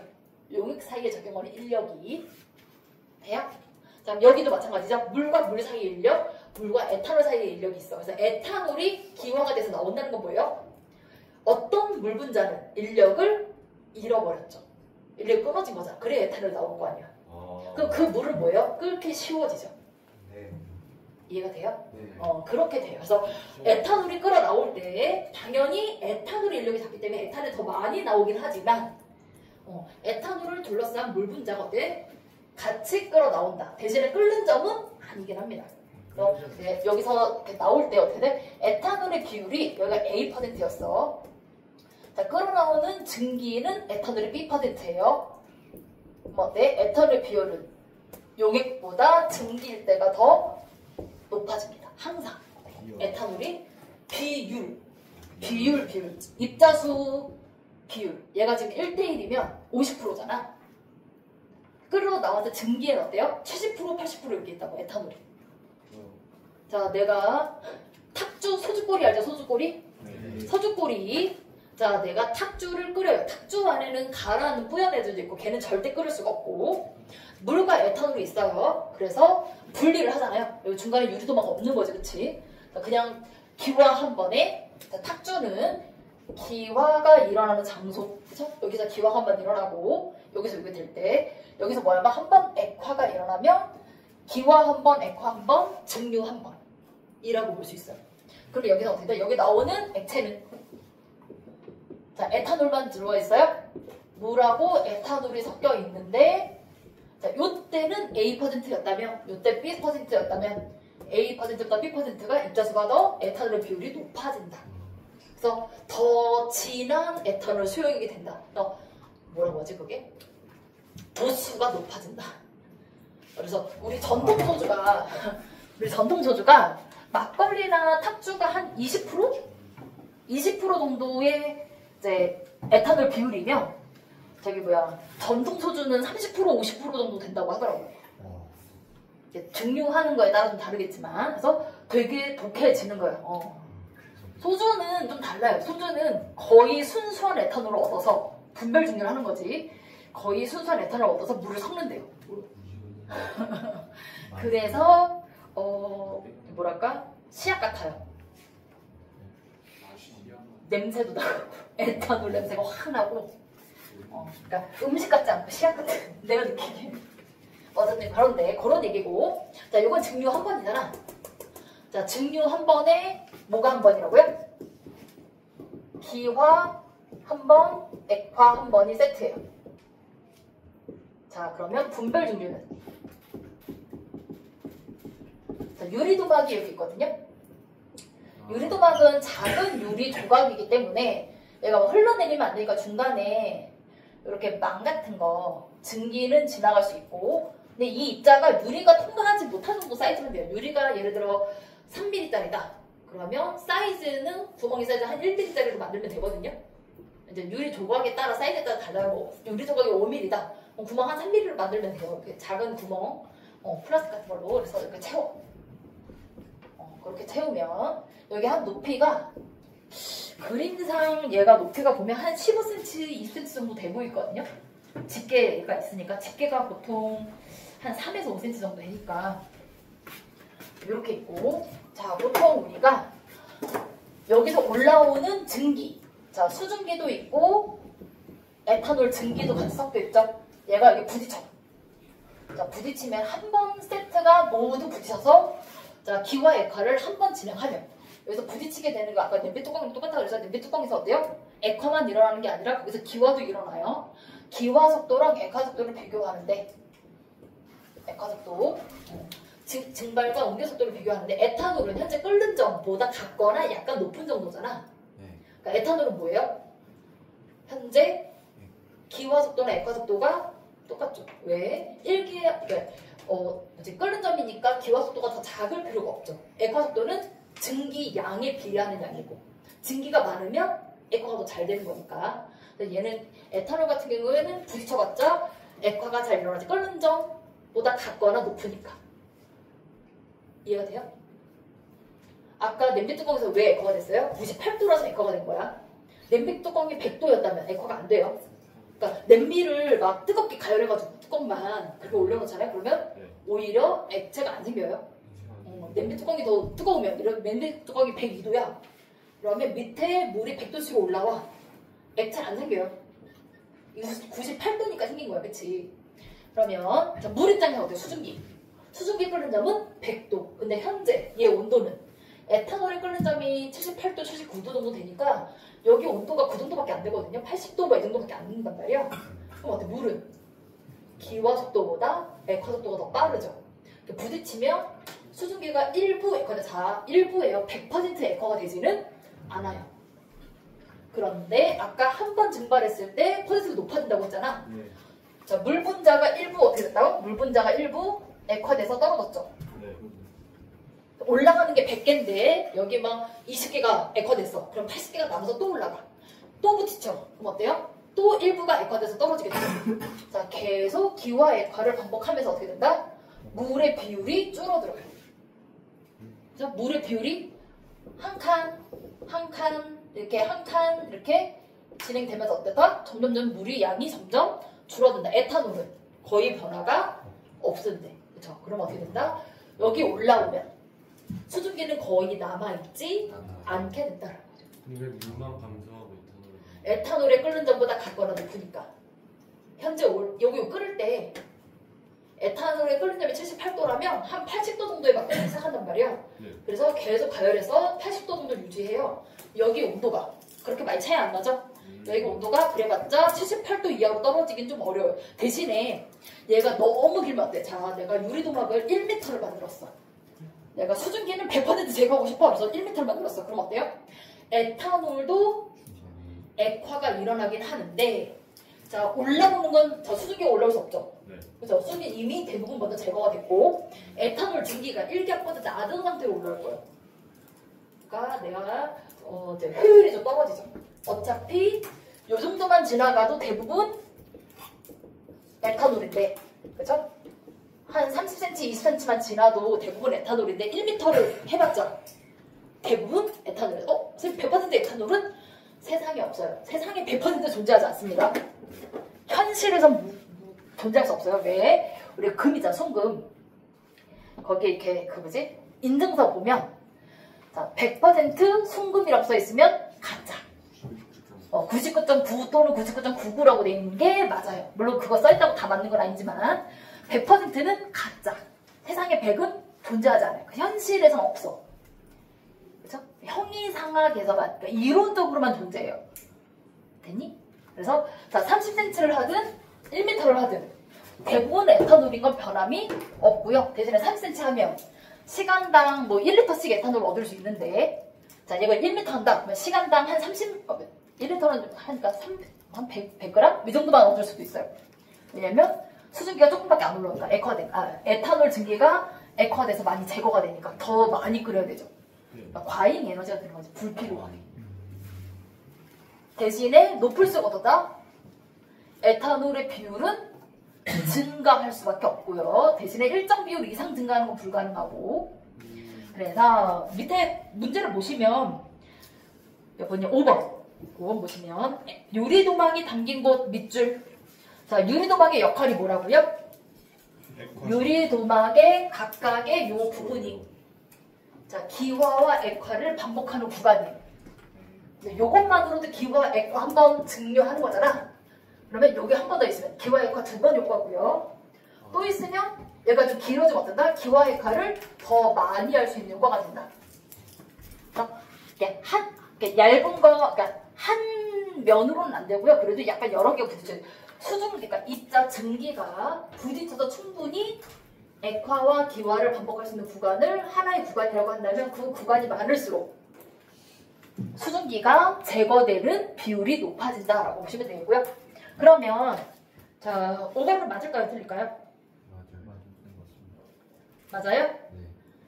자 효율은 떨어져요. 효율은 떨어져요. 순도는 높아져요. 네. 그러니까 효율은 효과를 따져야 돼. 그러니까 내가 30cm만 해도 충분한데 굳이 1m를 할 필요가 없다고. 1m를 하면 1시간 동안 가열해야 된다고. 근데 30cm 하면 한 30분만 가열해도 충분히 에탄올을 얻을 수 있어. 그러니까 굳이 그렇게 할 필요가 없다는 거죠. 그러니까 하면 안 된다가 아니라 효율은 떨어져요. 근데 순도는 높아요. 근데 순도도 30cm랑 비슷해요. 큰 편차가 없습니다. 어차피 대부분 걸러졌기 때문에. 돼요? 그러니까 수증기가 걸러지는데 없는 수증기가 갑자기 뒤에서 나타날 수는 없잖아. 그치? 밑에서 올라가는 거고. 그래서 100%를 넘어갈 수도 없고요. 그치? 그렇기 때문에 효율의 차이는 길수록 높아지는 건 아니다. 적절한 길이가 너무 짧으면 수증기가 일부 남아있어서 분리가 제대로 안 된 상태가 되고요. 그치? 너무 길면 효율이 떨어진다. 순도는 30cm나 1m나 비슷하다라고 보시면 돼요. 자, 1번은 맞아요, 틀려요? 1번. 냉각장치. 왜 맞을까? 왜 위에서 흘려보내는 게 비효율적일까요? 위에서 물이 흘러내려오면 효율이 떨어진대요. 그러니까 왜 1번이 맞아요? 그러니까 아래에서 위로 올라도록 설치해야 된다라고 써있잖아. 그러니까 위에서 아래로 내려오면 안 된다는 뜻이잖아요. 왜 안 될까? 뭐가 다를까? 중력. 중력의 영향을 받는 건데 효과 면에서 중력을 설명하기 좀 어려워요. 지금 뭐 하려고 찬물을 통과시킨 거예요? 응결하기 위해서 뭐 한 거야? 찬물과 접촉해야 돼. 만나야 열 전도가 돼서 온도가 낮아진단 말이야. 안 만나면 냉각이 안 돼요. 만나야 냉각되는 거야. 그치? 찬물과 만나야 냉각될 거잖아. 자, 증기가 지금 어딜 지나가요? 요렇게 뜨거운 에탄올 증기가 요렇게 지나가요. 요 가운데 관. 자, 요 나머지 관에는 뭐가 들어가 있는 거야? 여기는 물이 들어가 있는 거야, 물. 그치? 근데 중력도 영향이 있는 게 찬물이 이렇게 부어주면 어떻게 된다? 연결하면 위에서 요 관을 한 번 돌아서 아래로 그냥 내려가요.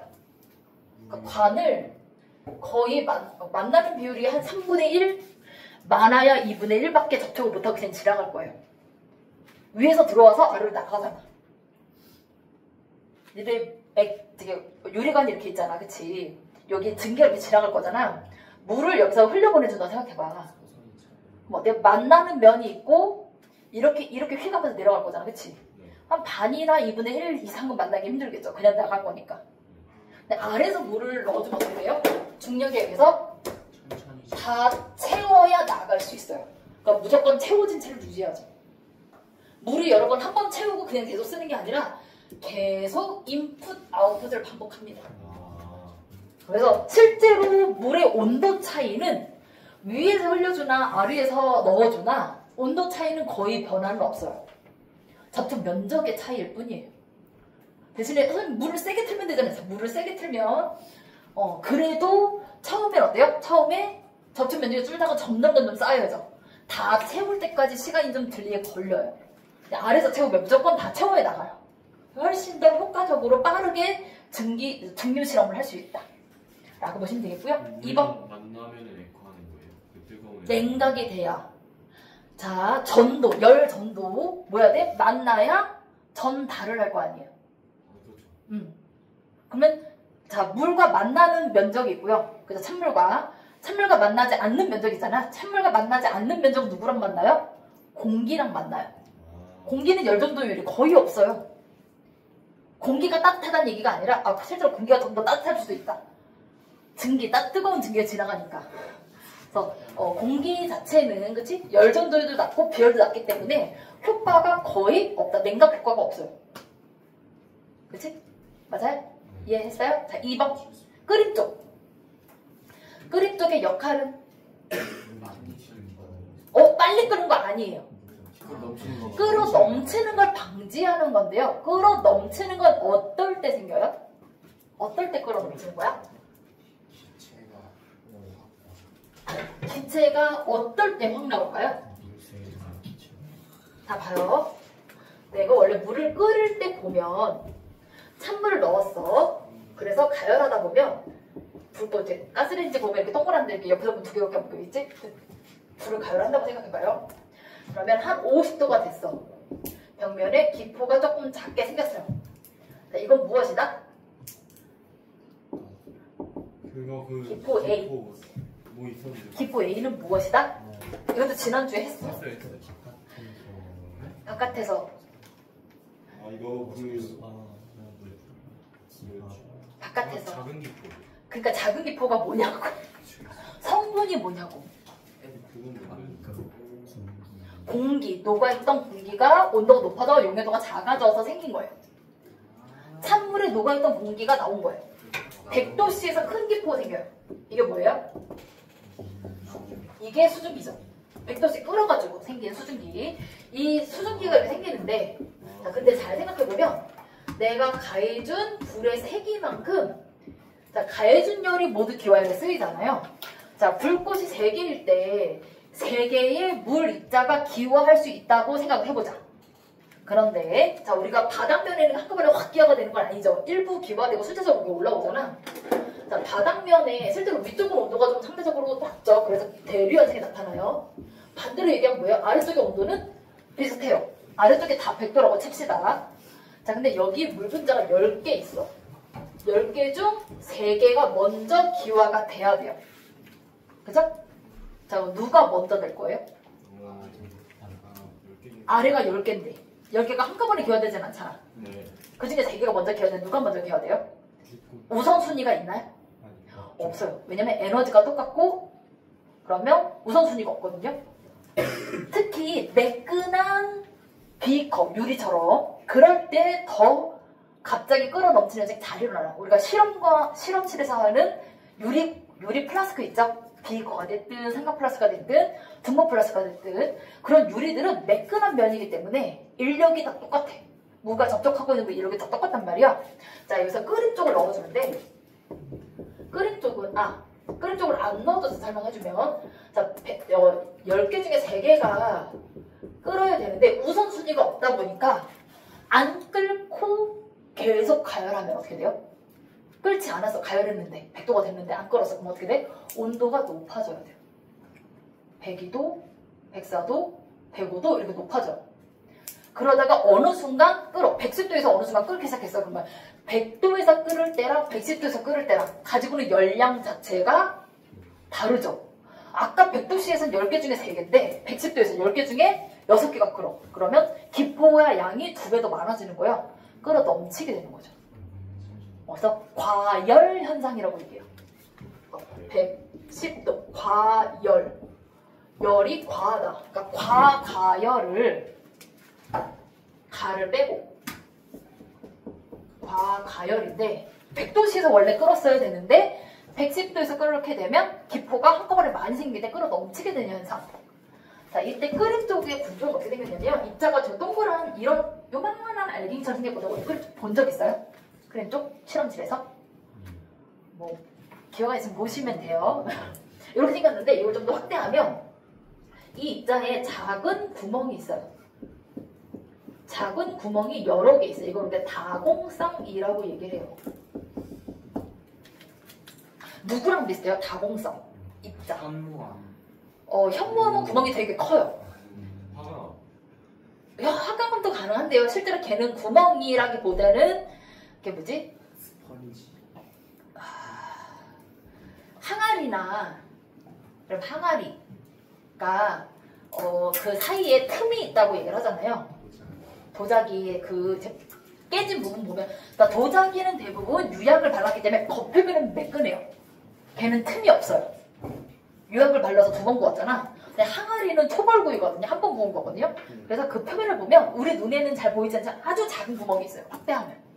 자, 이 작은 구멍은 입자가 작기 때문에 실제 물방울이 여기 얘 사이즈에서 물방울이 거의 얘랑 비슷하죠. 끓인 쪽이나 물방울이나 사이즈가 비슷하거든요.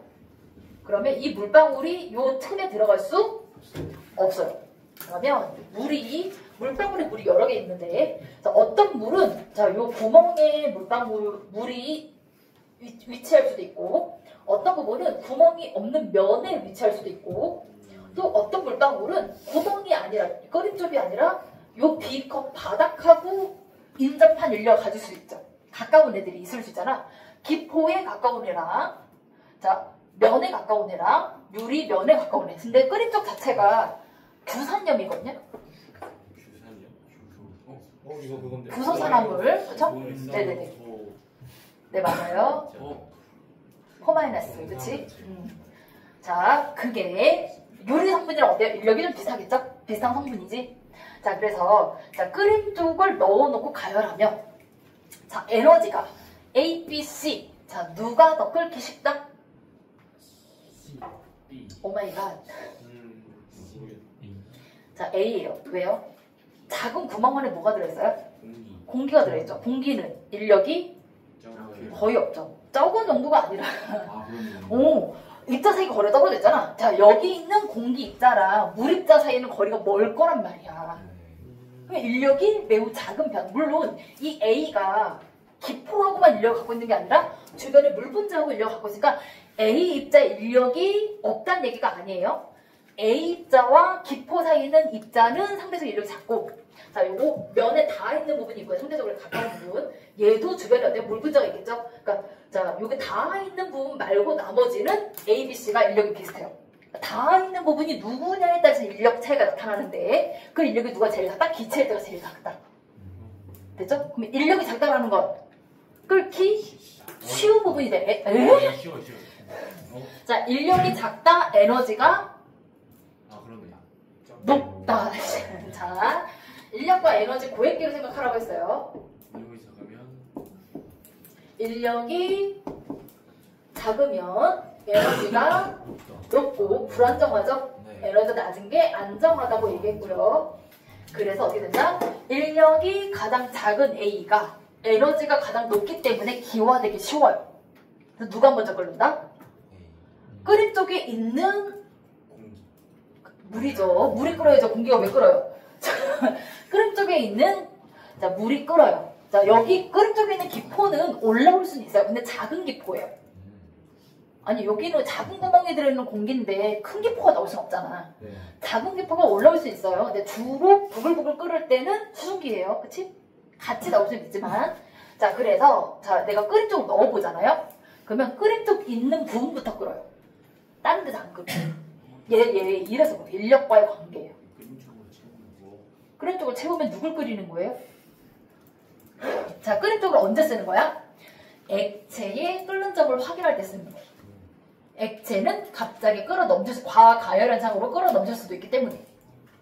인력이 다 비슷하면 한꺼번에 끓일 수 없으면 한꺼번에 안 끓는 거죠. 동시에.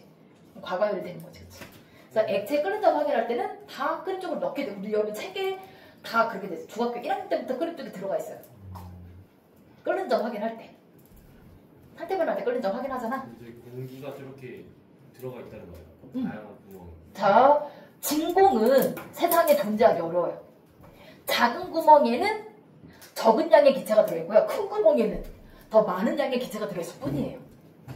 됐어요? 그래서 공기가 있으면 인력이 약하니까 공기와 물 사이의 인력이 공기와 물 사이에 유리와 물 사이의 인력보다 작으니까. 네. 유리와 물 사이의 인력보다 작으니까 인력이 작은 쪽 먼저 끓여 나오는 걸 확인할 수 있기 때문에 끓기 쉬운 입자가 되는 거죠. 그렇다고 해서 자, 얘가 끓는 점보다 낮은 온도에서 기포가 형성할 수는 없어요. 그 이유는 얘기했지? 자, 기포가 0.9기압을 만들었다. 어때? 위에서 눌러주는 압력이 1기압이면 기포가 만들어질 수 없다. 터져요가 아니라 작아지어서 없어진다. 사라진다. 터지는 건 기포가 한꺼번에 생기는 게 터지는 거예요. 지난주에 똑같은 얘기 했어요. 왜 학습이 안 되죠? 터지는 것보다 압력이 너무 크니까 터지는 거예요. 압력이 작으면 사그라들어서 작아지는 거예요. 자, 2번 보자. 2번. 자, 끓임 쪽의 역할이 뭐라고요? 끓어 넘치는 걸 방지하는 건데 끓임 쪽에 누가? 작은 구멍, 다공성에 의해서 물이 쉽게 끓을 수 있게, 과열 현상이 나타나지 않게, 그쵸? 끓는 점에서 끓을 수 있게 해주는 거고. 자, 그게 끓어 넘치는 현상을 돌비라고 해요. 영어예요. 네. 자, B. 그러니까 우리가 뭐 보일해봐. 네. 갔다 오세요. 자, B에는 에탄올, 여기 내용 써있죠? B. 알코올 냄새가 무지하게 나는 무색의 액체. 그래서 자, 실제로 A는 거의 없대요. 그러니까 거의 없다가 아니라 아예 없다고 됐죠? 이유는 뭐 때문이에요? 다시 유리도막이 있기 때문에. 실제로 그냥 증류장치에서는요, A에서도 약간의 액체가 나와요. 이 유리도막 없었으면 A에서도 약간의 액체, 주로 에탄올이 조금 몇 방울 나와요. 그런데 유리도막이 있으니까 어떻게 돼? 끓는 점에 도달하지 않고 증발하는 애들은, 증발 있잖아, 증발. 그쵸? 증발도 할 거잖아. 증발하는 애들이 부딪히면 어떻게 해요? 다시 되돌아 나와요. 지금은 에탄올의 끓는 점보다 낮은 A 구간, 에탄올의 끓는 점보다 낮은 구간이기 때문에 어떻게 된다? 에탄올도 모두 액체로 떨어진다. 그러니까 나오는 게 없는 거야. 이해가 돼요? 네? 네, 분별 증류 장치잖아, 지금 이 그림 자체가. 분별 증류를 실험했을 때 실험 결과. 분별 증류랑 증류랑 뭐가 다르다고 하시죠? 유리도막이요? 네. 유리도막이 없으면 물까지 그냥 같이. 무슨 말이죠? 그러니까 물도 같이 이렇게 끓여. 저기 에탄올밖에 없잖아요. 분별 증류도 없었을 때. 물이 액화해서 없어지죠. 네네네. 액화해서 아래로 떨어지니까 에탄올만 남는 거고요. 없으면 둘 다 있는 거예요. 그렇지만 에탄올이 더 많죠. 처음에 끓었을 때 에탄올이 더 쉽게 끓기 때문에 물보다. 그 차이인 거예요. 네네네. 자, 4번. 실제 83도는 좀 너무 높은 것 같긴 한데, 아까도 얘기했듯이 끓는 점이 어떻게 된다? 에탄올이 끓는 점보다 비슷하거나 커집니다. 그쵸? 근데 83도는 좀 많이 큰 것 같긴 해요. 78도가 79도거든요. 끓는 점이. 그러면 4도는 너무 크지 않나 싶긴 한데 뭐 그래요. 온도계를 이제 녹는 점과 끓는 점을 확인할 필요가 있다. 이게 온도계 보정, 그러니까 온도계가 좀 에러가 나는 경우에 실험실에. 그래서 실험을 하기 전에 얼음의 녹는 점 또는 이제 물의 끓는 점이 0도, 100도가 맞는지 온도계를 확인할 필요는 있어요. 실제 실험할 때는. 자, 아까 5번 했고요. 6번. X죠. 자, 어떤 방법을 사용해야 돼요? 약간이라는. 크로마토그래피. 거름이요? 색소를 어떻게 거름으로 구분해요? 크로마토그래피. 우리 엽록체의 알파, 베타 색소, 그쵸? 엽록소죠. 엽록체에 있는 엽록소를 구분할 때라든지 아니면 도핑 테스트. 불순물 첨가 아니에요? 반도체에서도 있어. 그건 반도체 원리는 아예 다른 거예요. 그러니까 그거는 이제 공극 만들려고 그걸 쓰는 거고요. 빈 공간을 뭐라고 하죠? 공극을 안 하고 뭐라고 하나? 양공. 그게 실제로 플러스 구멍이라는 뜻은 아니고 상대적인 거잖아, 그치? 이름이. 자, 7번. 자, 그러면 서로 잘 섞이는 두 액체는 어떻게 분리한다? 너 무조건 그런 거 같으니? 이런 씨. 오마이갓. 자, 서로 잘 섞이는 게 증류 또는 분별 증류. 끓는 점 차이가 60도가 난다. 그러면 증류로 분리하기도 해요. 워낙 차이가 많이 나니까, 그치? 그런데 끓는 점 차이가 지금 20도 정도다. 그러면 분별 증류로 구분해야 돼. 같이 끓어 나오는 비율이 상당하기 때문에 차이가 없는 건 아니지만, 그런데 서로 안 섞이는 액체는 굳이 가열할 필요 없어요. 효과적인 분리 방법이 있어요. 분별 깔도를 이용해서 밀도차로, 그죠? 그러면 양이 작으면 이제 시험관하고 스포이드를 이용해서 분리하면 되죠.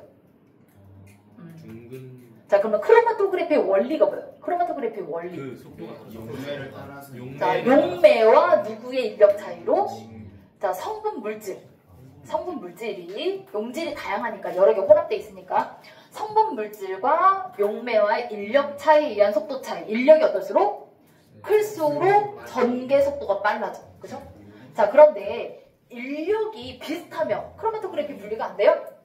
전개를 더 많이 하면 돼요. 또는 인력 차이가 많이 나는 용매를 고르면 돼요. 그죠? A랑은 속도 차이가 조금밖에 안 나는데 근데 내가 뭐 수십 개가 섞여 있어. 그러면 먼저 분리한 다음에 걔네들 또 이렇게 분리할 수도 있어요. 좀 더 잘 분리하기 위해서. 왜냐면 우리가 크로마토그래피 분리하다 보면 처음에 덩어리 져서 온되어 가다가 나눠지잖아요. 그죠? 덩어리 져가는 게 나눠지는 거잖아.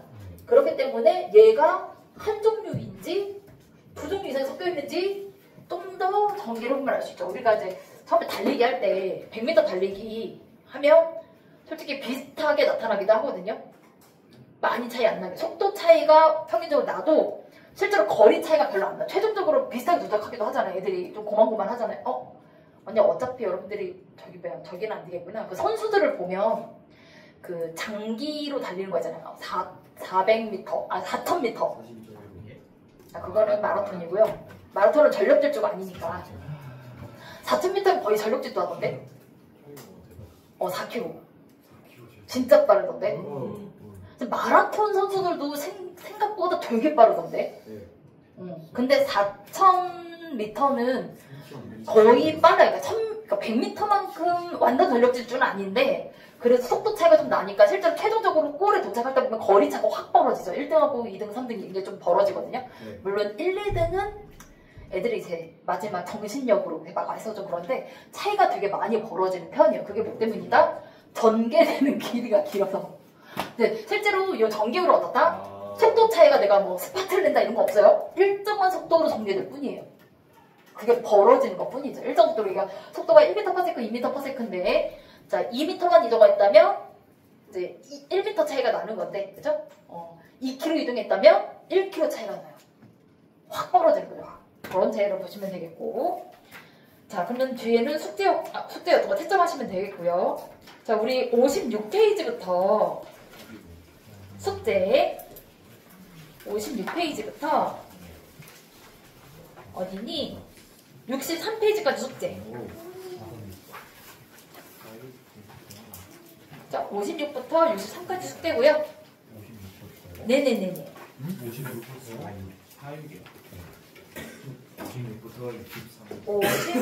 56이 아닌데? 52부터. 어쩐지 이상하더라 했어. 52부터 63까지. 52부터 63페이지까지가 숙제고요. 왜? 일주일이잖아 과제가. 네, 아주 자 64페이지부터 67페이지까지 같이 풀 거고요. 뒤에 시간 남는 건 아까 채점 오답한 거 마저 하시면 되겠고. 알겠죠? 자 64페이지 자 1번 2번 시간 5분 줄 테니까 풀어보세요. 5분까지 필요 없겠는데 4분. 아니 저기 2번에 1번이 너무 쉬워서. 네? 자 64페이지 1번 보자. 소금에 끓는 점은 끓기 시작하는 온도는 T1부터 T2까지 다 끓는 점이에요. T1에서 끓기 시작해서 T2에서 마지막 끓었어요. 그쵸? 됐어요? 자 그러면 네? T1 네, 시작하는 온도는 T1 T1부터 T2까지 계속 끓고 있어요. 자, 왜 끓는 점이 100도보다 높을까요? 얘가 과열 현상이야? 아니에요. 지금 얘는 끓는 점 넣은 거예요. 그쵸? 그러면 왜 이렇게 됐을까요? 소금이 말씀을 하세요. 진해짐에 따라서 막는 건 아니고요. 인력을 강화. 아니에요. 인력이 강해지면 아니에요. 자, 소금은 끓어요, 안 끓어요? 안 끓어요. 강해합니다. 자, 끓는 점의 정의가 뭐예요? 끓는 점이랑 외부 압력과 그 압력이 같은 그 압력이 뭐예요? 증기 압력, 증기 압력. 증기압, 수증기 압력이에요. 자, 수증기 압력은 어떨 때 높아져요? 입자간 인력. 기화가 잘 될 때 높아져요. 네. 그래서 온도가 높을 때 높아지는 거잖아. 맞아요? 온도가 높으면 더 많이 기화되니까 수증기압이 커지는 거예요. 그쵸? 그런데 자, 지금 궁극적으로 수증기압이 얼마면 끓는 거야? 1기압이 되면 끓는 거거든요. 근데 얘는 100도일 때는 1기압이 안 됐다는 얘기예요. 그쵸? 왜요? 소금물이 방해해서. 물이 표면으로 날아가는 걸 방해. 방해이긴 한데요. 이게 뭐냐면 우선 이제 액체가 자, 표면에서도 기화, 끓는다는 건 표면에서도 기화가 되고 내부에서도 기화가 돼. 내부에서 기화가 될 때도 누구만 소금하고 물이 있으면 물만 기화가 돼요.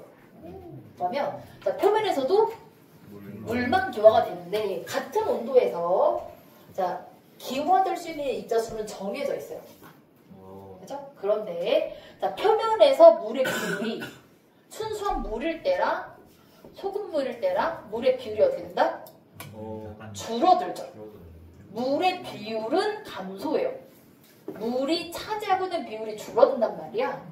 그러면 증발하는 물의 입자수도 줄어요. 왜? 존재해야 증발할 거 아니야. 아까 그 충돌시간도 비슷한 개념이에요. 액체가 기화가 되려면 액체의 양에 영향을 받을 거란 말이죠. 그렇죠? 그래서 자, 소금은 증발할 수 없는 부분, 포인트. 그렇죠? 물이 있는 포인트만 증발할 수 있는 포인트인데 자, 물의 비율이 줄어든 만큼 기화가 줄어드는 거예요. 기화가 잘 안 된다. 됐니? 자, 아직 끓기 전에는 뭐예요? 표면에서만 증발해야 되죠? 표면에서 물이 100일 때는 그 100의 비율에 맞게 증발을 할 건데 표면에서 소금이 차지하고 있는 부분은 뭐다? 증발을 못하는 부분. 그러면 그게 빼고 나머지 비율에서만 증발할 수 있다.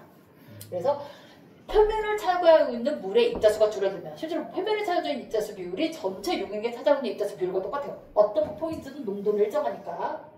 그래서 물의 입자수가 줄어들면 입자수 비율이 감소하면 자, 실제로 기화되는 정도도 줄어들어요. 증발하는 정도, 증발 속도가 느려지죠. 표면에서만 증발해야 되니까 그렇지. 네. 자, 그러면 어떻게 된다? 더 높은 온도가 돼야 1기압이 되는 거지. 1기압이 되기 위해서는 더 높은 온도, 100도 지선 1기압이 되지 못한다. 가 되는 거죠. 이거 있잖아, 우리 물을 똑같은 온도예요. 자, 대야에 물을 받아놓은 거랑 물을 뿌리는 거랑 누가 더 기화 속도가 빨라요? 뿌렸을 때 왜 표면이 넓어져서? 표면은 차지하는 입자수가 증발 속도에 영향을 준다고. 됐어요? 그러니까 증기압에 영향을 준다고. 라고 보시면 돼요, 증기압. 내부에서 하는 건 그건 끓을 때만. 끓기 전에. 근데 자, 내부에서도 어때요? 내부에서도 자, 여기서 입자수 비율이 소금이 1이고 물이 9라면 표면에서 1대 9라면 내부에서도 1대 9죠. 똑같아요. 농도가. 균일 혼합물이기 때문에. 됐어요? 그래서 자, 누구 때문에? 물이 기화되는 속도가 기화되는 양이 상대적으로 감소한다. 순수한 물에 비해서. 이거는 자, 어떨 때 적용해요? 고체, 액체, 혼합물일 땐 다 적용돼요. 설탕물도 똑같아요. 그래서 고체, 액체. 근데 액체, 액체일 때는 안 될 때 왜? 물도 기화할 수 있고 에탄올도 기화할 수 있잖아요. 그래서 달라져요. 같이 기화하는 거. 아까 에탄올 수용액은 같이 기화돼요. 대신에 에탄올이 기화가 잘 되는 것 뿐이죠. 이해가 되니? 네. 그래서 고체, 액체, 혼합물일 땐 고체 물질은 기화가 안 돼요. 불가하죠. 액체만 기체가 됐을 때 기화라고 하는 거니까. 그래서 액체만 기화할 수 있다. 액체의 비율이 줄어들면 기화되는 비율이 줄어든다. 그래서 기화가 어려워진다. 1기압이 될 때 더 높은 온도가 필요하다. 이렇게 연결이 돼요. 인력 때문이 아니라 네. 비율이 줄어들. 네, 입자의 비율. 표면을 차지하고 있는 입자의 비율. 용액에 차지하고 있는 입자의 비율. 됐어요? 그러니까 내부에서든 표면에서든 동등하니까. 그래서 끓는 점이 계속 중요하고. 자, 계속 증가하는 이유는 자, 누구만 끓어요? 물만 없어지면. 물만 끓어들죠. 소금은 그대로인데 1인데 물이 1대 9에서 1대 8, 1대 7, 1대 6, 1대 1 이렇게 가는 거니까 점점 물의 비율이 더 감소한다. 끓기 더 어려워진다. 온도가 더 높아야 끓을 수 있다가 되는 거예요. 돼요? 네. 자, 그러면 2번. 2번은 답이 어떻게 될까요? 모르겠어. 자, 지금 끓고 있는 중이잖아. 그럼 뭐야? 내부에 기포가 있는 거죠. 그럼 여기 무슨 상태 있어요? 기체. 자, 기체 수증기가 있고요. 그렇죠? A는 수증기 기체. 수증기만 있어요. 여기 소금물 쓰면 안 돼. 그리고 뭐야? 소금물 있죠. 소금물. 수증기 기체와 소금물이 있어요. B는 소금. 상태? 고체, 솔트, 고체. 됐어요? 자, 3번. 실제로 2번하고 3번은 같은 문제예요. 수정한 것 뿐이야. B는 소금밖에 없죠. 자, B가 소금밖에 없는 이유는 확실히, 자, C를 통해서 알죠. C가. 자, 지금 뭐였어요? 녹는 점이 일정하잖아요. 순물질이라는 뜻이죠. 오. 그렇죠. 자, 3번에 800도예요. 네, 800도예요. 자, 3번에 A의 기울기는 누구의 영향을 받는 거예요? A는 그 소금물의 농도. 그죠, 소금물의 농도. 소금물의 농도. 용질과 용매의 비율에 따라서, 그쵸? 자, 소금물의 농도에 따른 온도 증가량이고요. 자, B는 B는 소금의 양도 영향이 있는데요. 이거에도 영향을 받아요. 약 질량하고 하나 더 있어요. 지금 B는 무슨 변화예요? B는 상태 변화 아니잖아, 그치? 가해진 열에 의해서 온도가 증가되는 거죠. Q는 CM 델타 T잖아요. 그러면 비열과 질량, 연용량. 비열은 안 변하지 않아요. 물질의 성질. 자, A 구간에는 B의 소금의 비열을 영향을 주지 않아요. A 구간의 온도 변화에는 소금의 비열이 영향을 안 준다고. 네. 그러니까 차이지. 아, A와 B. A와 B의 차이잖아. A와 B의 차이네. 둘의 비교하는 거니까. A의 이유와 B의 이유가 어떻게 다른지 설명해 주시면 돼요. 완전 달라요. A는 끓는 점 오름이고 B는 고체 소금의 온도 변화예요. 그래서 연용량이죠, 연용량. 질량과 비열 둘 다. 그쵸? 됐어요? 아, 그러니까 얘가 비열이 작으니까 온도 변화가 큰 거예요. 그게 뭐라고 써요? 뭐요? 뭐라고? 소금의 비열과 질량에 따른 연용량 차이. 연용량. 그러니까 B는 연용량이고 소금의 연용량. A는 농도에 따른 끓는 점 차이. 농도에 따라. 네, 용액의 소금물의 농도에 따른 끓는 점 차이. 됐어요? 네. 2번 볼까요? 2번에 1번은 솔직히 푸는데 크게 의미가 없긴 해요. 그죠? 너무 쉬워요. 대신에 실제로 소금물을 가지고 밀도탑을 4개를 쌓는 건 나는 매우 힘들다고 봐요. 이유는 3번이랑 연결돼 있어요. 이유. 왜냐면 염화 나트륨 용해도가 작아서. 용해도가 네, 용해도가 작아서. 그러면 자, 어떤 게 무지개탑을 생기기 쉽게 할까요? 질산칼륨. 나트륨이죠. 아 원래 용해도가 용해도가 지금 60도, 70도 이상에서나 역전되거든요. 아. 그치? 실제로는 상온의 물에서 가열을 한다면 고온에서는 실제로 섞이기 더 쉬울 수도 있어요. 근데 나트륨을 물에 넣으면 터지죠. 나트륨이 아니고 질산나트륨이야. 여기 질산나트륨 써있잖아. 나트륨이 어딨니? 아까 철하고 황화철하고 다르다고 했죠? 얘도 달라요. 완전 달라요. 자, 늘 소금은 어떻게 먹니? 터지는데. 오라니. 자, 그래서 실질적으로는 70도 이하에서는, 그죠? 상온에서는 질산 나트륨이 효과적이다. 얘는 재결정이나 분별 결정이 아니기 때문에 질산 칼륨이라고 답할 필요는 없을 것 같아요. 용해도가 클수록 농도 차가 많이 나는 용액을 만들기 쉽거든요. 그래서 질산 나트륨이 효과적일 것 같아요. 상온이라고 하면 20도라고 했을 때 용해도가 거의 100에 가깝거든요. 얘가 90 조금 안 되거든요. 그러면 밀도 차이를 많이 만들 수 있어요. 자, 2번. 용해도 얼마? 아무도 푼 사람이 없나? 0.26. 아, 용해도가 얼마냐고 물어봤는데 0.6이라고 대답하시는 거예요?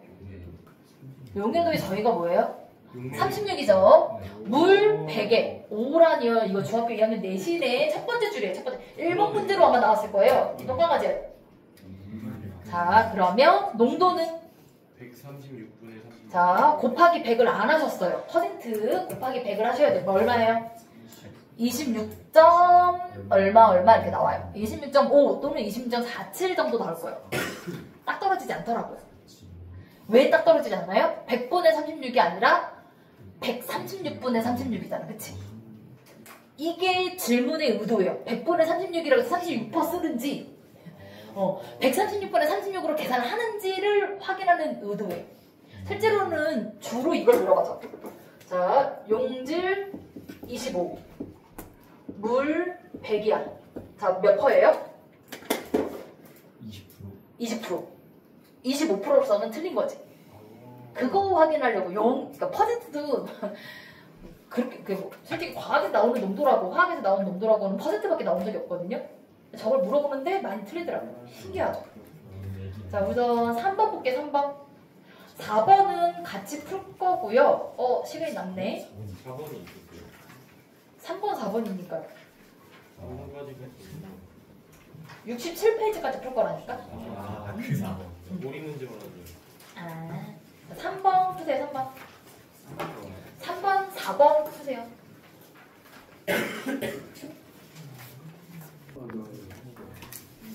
자, 3번에 1번. 자, 더운 여름날 밑줄 어떤 조건? 뜨거운 조건.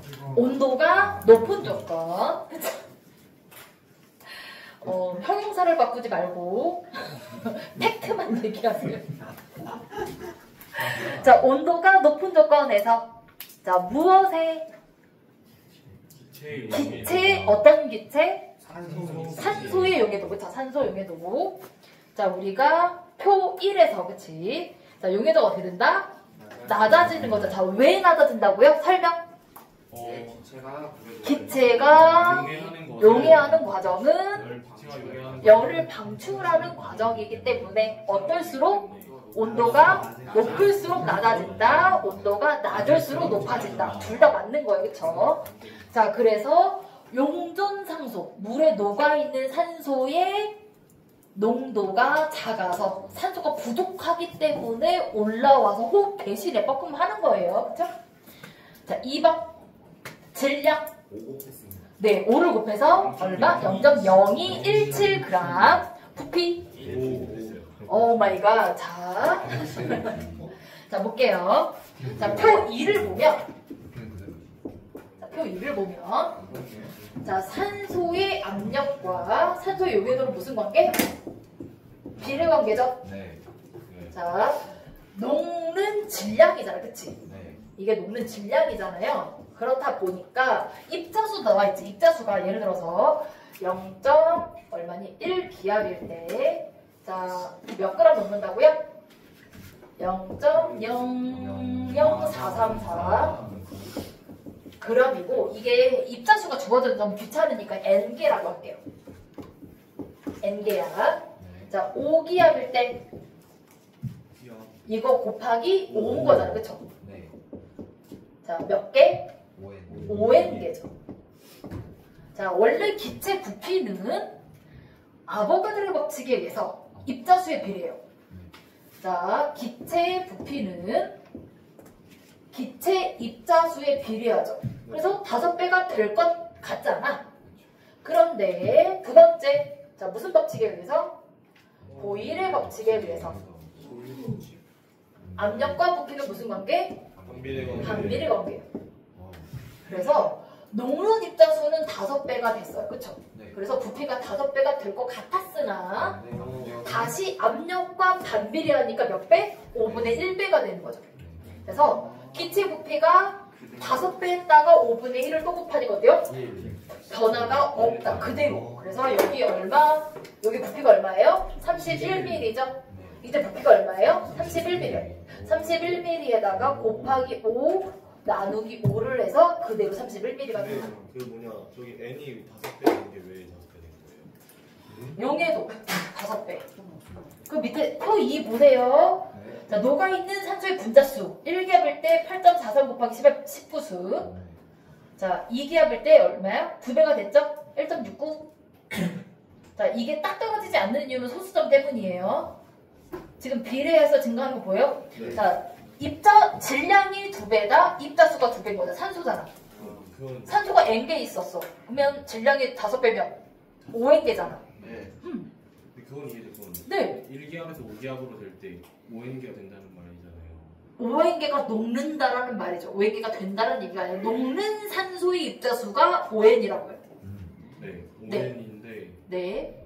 1기압에서 5기압으로 넘어갈 때 조건을 썼잖아요, 저희가. 무슨 말이지? 그러니까 이거를 자, 이건 입자수에 대해서만 비교한 거예요. 입자수에 대해서 입자수에 대해서 비교해서 내가 알고 싶은 건 뭐야? 부피잖아요. 네. 그치?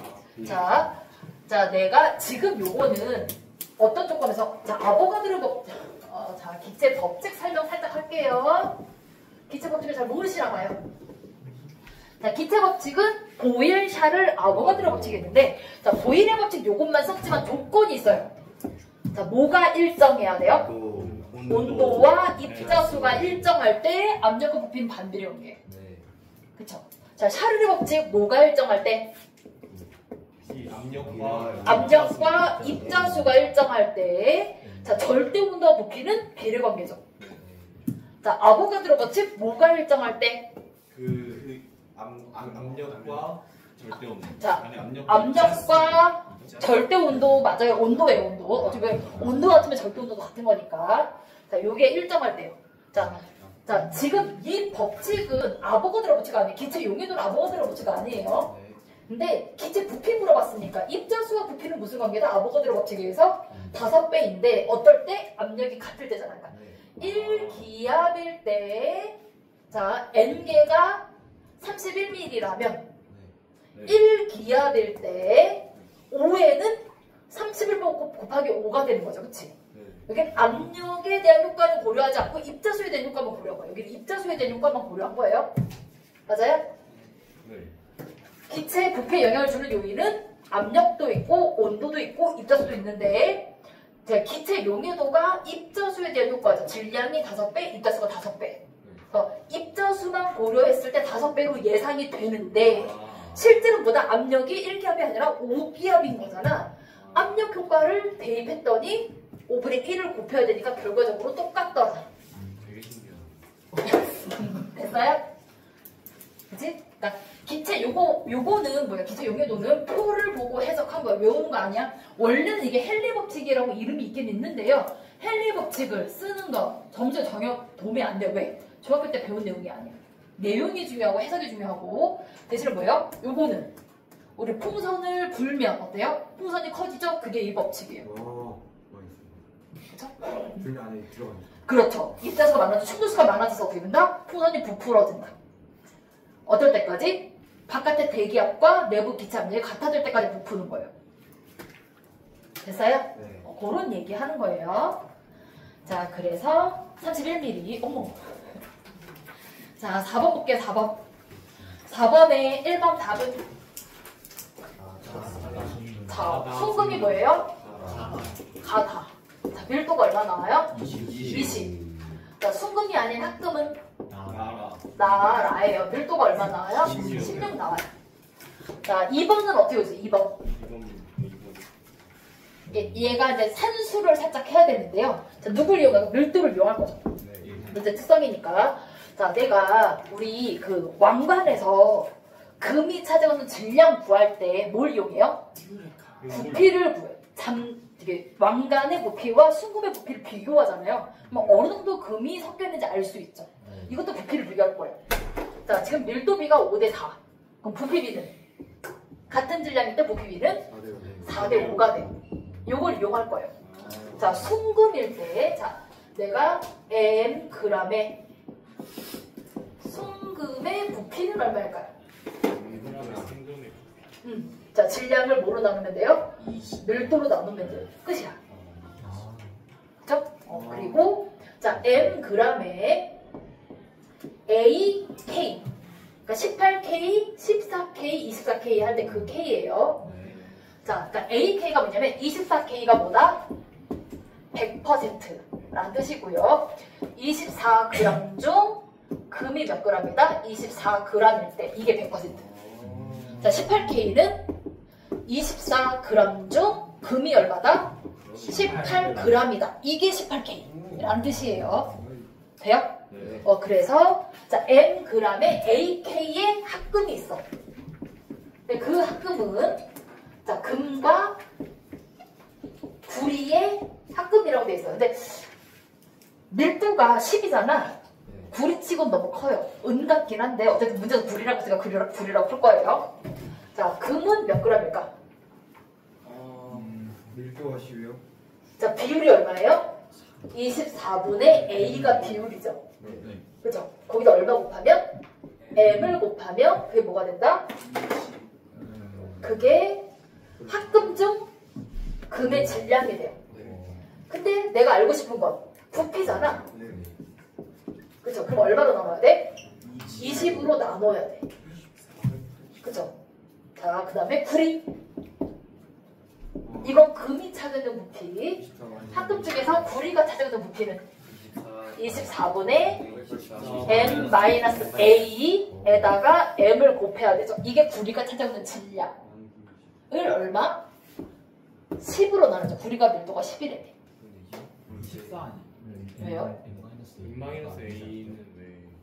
전체 질량이 mg인데 24 마이너스 그 중에 24분의 a가 금의 질량이잖아. 그러면 24분의 m-a가 구리의 질량이죠. 아니, 전체 질량이 m이라니까? 아, 그러니까 이게 퍼센트잖아. 거기다 m을 곱하면 전체 질량이 되고 이건 비율이잖아. 그러니까 mg 중 24분의 a 비율이 금이잖아. 그러면 24분의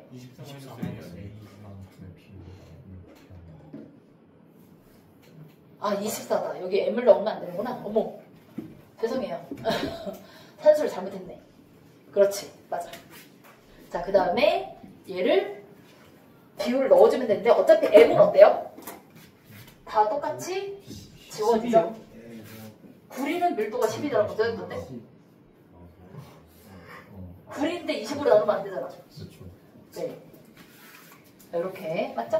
맞네. 아, 얘를 m이라고 해서 내가 m에서 뺐구나. 자, 이렇게 됐어요? 그래서 어차피 m은 다 똑같이 지워질 거고 나머지만 무슨 비? 요 비율이 얼마가 된다? 4대 5가 되도록 풀어주면 된다. 정리만 해주시면 돼요. A에 대한 비율로 나와요. 답은 18이다. 18K야. 그래도 비율이 높네. 비율이 높네요. 여기까지, 어머, 딱 10시네. 어쩜 이렇게 시간이